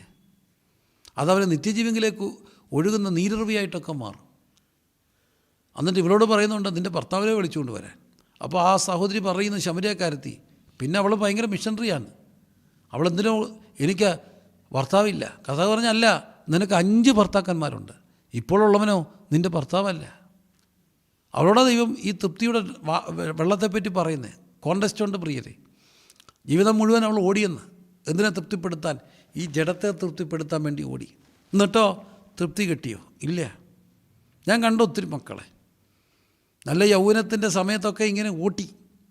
എന്നിട്ട് കോളേജിൻ്റെ ആ സമയത്തൊക്കെ ഒരു ബന്ധങ്ങൾ, അത് കഴിഞ്ഞ് മറ്റൊരു ബന്ധം, എവിടെ പോയാലും ബന്ധങ്ങൾ. അപ്പോൾ അവരെയൊക്കെ ലോകം മിടുക്കരായിട്ടൊക്കെ കണ്ടു. Is very smart. ഈ ക്യാൻ ഈസിലി ഹുക്ക് പീപ്പിൾ. ആരെയും വളയ്ക്കും. പക്ഷേ ഇന്ന് ഞാൻ കാണുന്നു അവരൊക്കെ ഇങ്ങനെ ഭ്രാന്ത് പിടിച്ച് അലയുന്നത്, ഭ്രാന്തരെ പോലെ അലയുന്നത്. എവിടെ ആർക്ക് തൃപ്തി കിട്ടി? അങ്ങനെ അലഞ്ഞ പ്രിയപ്പെട്ടവർ ജഡസുഖം ആവോളം ആസ്വദിച്ചവർ അവസാനം നരകിക്കുന്നത് ഞാൻ കണ്ടു. തൃപ്തി കിട്ടിയോ? ഇല്ല. പക്ഷെ തൃപ്തി വരുത്തുന്ന ഒന്നുണ്ട്. എല്ലാ മനുഷ്യൻ്റെ അകത്ത് ഒരു വാക്കുമുണ്ട്. ആ വാക്കും ഗോഡ് സ്പേസാണ്. അത് സമ്പത്ത് കൊണ്ട് തൃപ്തിപ്പെടുത്താനൊക്കത്തില്ല. ആ സ്പേസിനെ ജഡം കൊണ്ട് തൃപ്തിപ്പെടുത്താനൊക്കത്തില്ല. കാമാഭിലാഷങ്ങളുടെ പുറകെ പോയി തൃപ്തിപ്പെടുത്താനൊക്കത്തില്ല. ഇഷ്ടം പോലെ വെട്ടിപ്പിടിച്ചത് കൊണ്ട് തൃപ്തിപ്പെടുത്താനൊക്കത്തില്ല. വെട്ടിപ്പിടിച്ചവരൊക്കെ തിരിച്ചു കൊടുക്കുക, കാരണം തൃപ്തിയില്ലാത്തതുകൊണ്ട്. അതൊക്കെയാണ് ഈ ലോകത്തിൻ്റെ ചരിത്രം. കൊട്ടാരം വിട്ടൊക്കെ ഇങ്ങനെ ഇറങ്ങുന്നത് എന്തിനാ? അതൊക്കെ ഒരു ഒരു ഒരു ചരിത്രങ്ങളല്ലേ. ഗൗതമനൊക്കെ ഇങ്ങനെ ഇറങ്ങിപ്പോയെന്ന്. കൊട്ടാരമൊന്നും ആർക്കും അവസാനം ആത്യന്തികമായി തൃപ്തി കിട്ടുന്നില്ലെന്ന്. തൃപ്തി തരുന്ന ഒറ്റ സ്ഥലമുണ്ട്, നീതി, പരിശുദ്ധാത്മാവ്, കർത്താവ്. ആ കർത്താവിന് ഹൃദയം കൊടുത്താൽ അവിടെ തൃപ്തിയാണ് പ്രിയരെ. വലിയ വീടുകളിൽ ഉറക്കമില്ലാ കിടന്ന് ഉരുളുന്നത് ഞാൻ കണ്ടിട്ടുണ്ട്. വലിയ വീടുകളിൽ പ്രസംഗ ഭാഷയിൽ പണ്ട് പറയുമായിരുന്നു, കറങ്ങുന്ന പങ്കയ്ക്ക് കീഴെ AC-യുടെ കിന്നാരം കേട്ട് 1,00,000 രൂപയുടെ മെത്തേ കിടന്ന് തെറിക്കുന്ന ടള്ളപ്പിൻ്റെ മുകളിൽ കിടന്നിട്ട് ഉറക്കം വരാതെ ഉരുളുക. അപ്പോഴാ പാവം പിടിച്ചവൻ ഇങ്ങനെ നിലത്ത് പായിട്ടിട്ട് ഒറ്റ ഉറക്കം കിടന്നേ അറിഞ്ഞുള്ളൂ. നേരം വെളുത്ത് ആരാണ്ട് തട്ടി വിളിച്ചപ്പോഴാണ് എഴുന്നേക്കുന്നത്. എന്താ കാര്യം? മനസ്സിനൊരു തൃപ്തിയൊക്കെ വേണ്ടേ? ഈ തൃപ്തി തരുന്ന ഒരു വഴിയുണ്ട്, അതാണ് ഈ കർത്താവിൻ്റെ വേല. അവിടെ കിട്ടുന്ന ഒരു തൃപ്തി എന്നൊക്കെ പറയുന്നത് എന്താ? ആത്മാക്കളുടെ രക്ഷയാണ്. കർത്തദാസനെ ഇന്ന് എന്നോട് പ്രസംഗിച്ചപ്പം അതെൻ്റെ മനസ്സിനോടായിരുന്നു. നിങ്ങൾ സംസാരിച്ചുകൊണ്ടിരുന്നപ്പം എനിക്കൊരു വ്യത്യാസം ഉണ്ടായി, അതെന്നെ സ്പർശിച്ചു, അതെനിക്ക് വിടുതൽ തന്നു എന്നൊക്കെ പറഞ്ഞിട്ട് ആ വിടുതലുകളൊക്കെ കണ്ടിട്ട് രാത്രി പോയി കിടന്ന സുഖമുറക്ക. തൃപ്തി തരുന്ന ഒന്ന് കർത്താവ പ്രിയരെ. ആ വാക്യത്തെ മറ്റൊന്നുകൊണ്ടും സബ്സ്റ്റിറ്റ്യൂട്ടിന് വേണ്ടി ഓടി. അതാണ് ലോകത്തിൻ്റെ അപജയം. ഇന്ന് ലോകത്തിന് പറ്റിയ ഏറ്റവും വലിയ അപജയം, അവർ ആ വാക്വം സ്പേസിനെ നിറയ്ക്കാൻ സബ്സ്റ്റിറ്റ്യൂട്ട് നേടി. ഇവൻ സ്പിരിച്വാലിറ്റി പോലും സമൃദ്ധിയുടെ ആഡംബരത്തിൻ്റെ ഒക്കെ ലോകത്തും കൊണ്ട് അതിനെ തൃപ്തി അതൊന്നും നോക്കില്ല. ആ റിയൽ വാക്വത്തിലേക്ക് കർത്താവിനെ ക്ഷണിക്കണം. അപ്പോൾ എന്ത് കിട്ടും? തൃപ്തി കിട്ടും. നീതിക്ക് വിശന്ന് ദാഹിക്കുന്നവർ ഭാഗ്യവാന്മാർ. അവർക്ക് എന്ത് കിട്ടും? തൃപ്തി കിട്ടും. ഒറ്റ വാക്കുകളൊക്കെ പറഞ്ഞങ്ങ് അവസാനിപ്പിക്കാം. കരുണയുള്ളവർ ഭാഗ്യവാന്മാർ. അവർക്ക് എന്ത് കിട്ടും? കരുണ കിട്ടും. Blessed are the merciful and they shall receive mercy. കരുണ, ആ കരുണയുള്ളവർ ആരാണ്? കരുണ ഒരു വിധയാണ്. ആവർത്തന പുസ്തകം 15-ാം അധ്യായത്തിൻ്റെ 7 മുതലുള്ള വാക്യമുണ്ട്. നിങ്ങളുടെ നാട്ടിൽ ദരിദ്രനായൊരു സഹോദരൻ ഉണ്ടെങ്കിൽ നീ അവന് കൊടുത്തിരിക്കണം. നിൻ്റെ ഹൃദയം അതിന് നേരെ വിഘടിക്കരുത്. ഞാൻ നിന്നോട് കൽപ്പിക്കുകയാണ്, കൊടുത്തിരിക്കണം. ലോക്ക്ഡൗണിൽ എനിക്ക് ഒത്തിരി അനുഭവങ്ങളുണ്ടായതിൽ ഒരനുഭവം, ഇതൊരു വിധയാണ് കരുണ കാണിച്ച. ഇച്ചിരി പ്രായമുള്ളൊരു ദമ്പതികൾ എന്നെ ഇങ്ങനെ കാണാൻ വേണ്ടി വരും, അച്ഛനും അമ്മയും. അവർ പറഞ്ഞു, വരണം, ഞങ്ങൾക്ക് അത്യാവശ്യമായിട്ട് കാണുക. എന്താ കാര്യം? കണ്ടേ ഒക്കത്തുള്ളൂ. അപ്പോൾ ആ സമയത്ത് ഇങ്ങനെ പ്രായമുള്ളവർ വണ്ടി ഓടിക്കാനൊന്നും ഒക്കത്തില്ല. അവരിറങ്ങി നടന്നാൽ ചിലപ്പോൾ പോലീസ് പിടിക്കും. എന്നിട്ടും അവർ സത്യവാങ്ങൊക്കെ എഴുതി വെച്ച് മാസ്കൊക്കെ ധരിച്ച് വന്നു, കാര്യങ്ങൾ സംസാരിച്ച്. എന്തിനാ വന്നേ? അപ്പോൾ ആ മാതാപിതാക്കളിനോട് പറഞ്ഞു, കുഞ്ഞെ, ഇന്നേക്ക് 30-33 വർഷം മുമ്പ് അവർ റാന്നിയിലുള്ള ഞങ്ങളുടെ അടുത്തുള്ളൊരു ഹോസ്പിറ്റലിൽ അഡ്മിറ്റ് ആയിരിക്കുക. അപ്പോൾ അന്ന് അവർക്ക് ഒത്തിരി ബുദ്ധിമുട്ടുള്ളൊരു സമയം. അന്ന് എൻ്റെ അമ്മ അവർക്ക് എൻ്റെ കയ്യിൽ ചോറ് തന്നു വിടുമായിരുന്നു. അപ്പോൾ ഞാനിതിങ്ങനെ കൊടുത്തിട്ട് ആ സ്കൂളിലൊക്കെ പോകുന്നേ. അന്ന് 33 വർഷം മുമ്പ്. അമ്മ മരിച്ചിട്ട് ഇപ്പോൾ എത്ര വർഷമായി. പക്ഷേ ഈ കുടുംബം പറയുന്നു, പൗർവിഷൻ TV-യിലൂടെ നിന്നെ കണ്ടപ്പം ഞങ്ങൾ ഓർത്ത്, മക്കളെ, 33 വർഷം മുമ്പ് ഒരു നിക്കറൊക്കെ ഇട്ട് നീ കൊണ്ട് ഓടിത്തന്ന് ചോറ് തന്നിട്ട് ഓടിപ്പോകുന്നത്.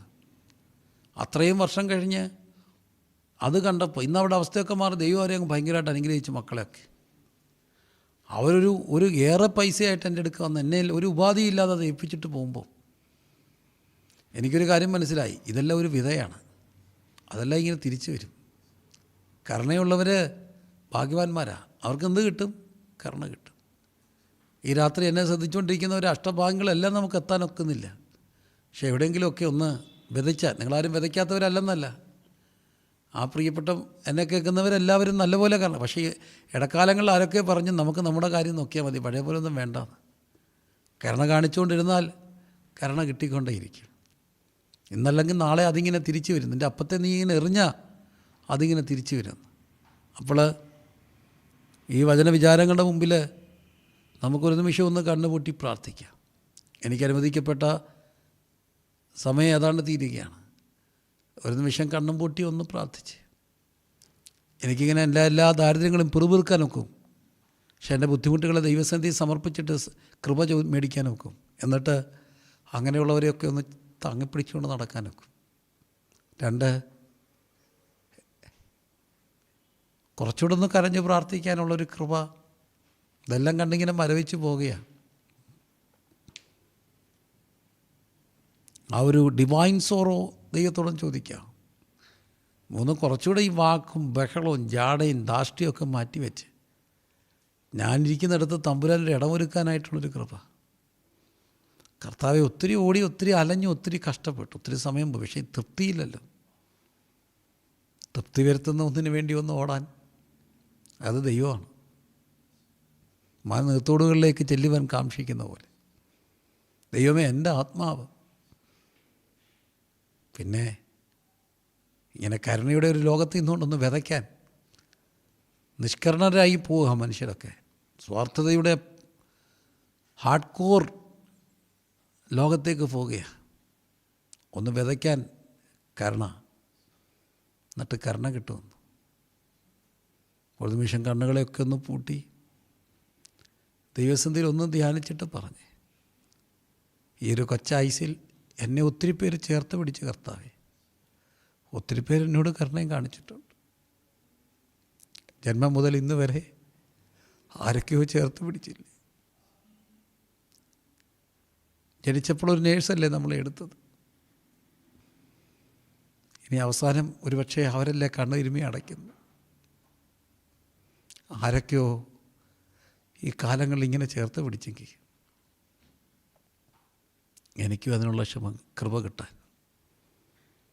ഒച്ചപ്പാടും ധാഷ്ട്യങ്ങളും ബഹളങ്ങളും ഉയർച്ചകളും എല്ലാം പോയി കുറച്ചുകൂടെ ഒന്ന് വിനയത്തിൻ്റെ ലോകത്തേക്കൊന്ന് പ്രവേശിക്കാൻ സൗമ്യത. പ്രാർത്ഥിക്കാം. കർത്താവേ, ഈ ദൈവരാജ്യ സംസ്കാരങ്ങൾ ഞങ്ങളുടെ ഭാഗങ്ങളാകുവാൻ, അത് ഞങ്ങളുടെ ഭാഗ്യപ്പെട്ട അവസ്ഥകളാകുവാൻ എളിയ മക്കൾക്ക് കൃപ തരണമേ. അതിനുവേണ്ടി സമർപ്പിക്കുന്നു. ഈ റിവൈവൽ 2020 ഒരു വചനത്തിൻ്റെ റിവൈവൽ ഉണ്ടാകണമേ. അതിനുവേണ്ടി എളിയദാസന്മാർ സമർപ്പിക്കുന്നു. ഈ ഒരു 15 വർഷമായി നടക്കുന്ന ഈ ശുശ്രൂഷയ്ക്കായി സ്തോത്രം. എന്നാൽ ഈ കോവിഡിൻ്റെ കാലഘട്ടത്തിൽ ഇതിന് വലിയ പ്രസക്തിയുണ്ടല്ലോ. ഒരു വരാൻ പോകുന്ന ഉണർവിലേക്ക് ജനത്തിനെ ഒരുക്കുവാൻ ഇതൊരു റിവൈവലായി മാറണമേ. ആ റിവൈവലായി മാറണമേ, യഥാർത്ഥമായ റിവൈവൽ. അതിനുവേണ്ടി സമർപ്പിക്കുന്നു. എല്ലാ മുഖാന്തരങ്ങൾക്കായി സ്തോത്രം. ശ്രദ്ധിച്ചു കൊണ്ടിരുന്ന എല്ലാവർക്കുമായി നന്ദി. ഈ വചനം പറയാനുള്ള കൃപ തന്ന ദൈവമേ, അങ്ങയുടെ സ്നേഹത്തിനും തിരഞ്ഞെടുപ്പിനുമായി നന്ദി. ഈ ശുശ്രൂഷയ്ക്ക് മാധ്യമമായ എല്ലാവർക്കുമായി നന്ദി. കേട്ട എല്ലാവർക്കുമായി സ്തോത്രം. കുറച്ചുകൂടെ ചെറിയ ചേർത്ത് പിടിക്കാൻ, കുറച്ചുകൂടെ കരുണ കാണിക്കാൻ, കുറച്ചുകൂടെ വിനയപ്പെടാൻ, കുറച്ചുകൂടെ ദൈവസന്നിധിയിൽ ഒന്ന് ദുഃഖത്തോടെ ഇരിക്കുവാൻ ഞങ്ങളെ സഹായിക്കണമേ. യേശുക്രിസ്തുവിൻ്റെ നാമത്തിൽ തന്നെ ആമേൻ. അവസരത്തിന് നന്ദി. ദൈവം എല്ലാവരെയും അനുഗ്രഹിക്കട്ടെ. God bless you. Thank you.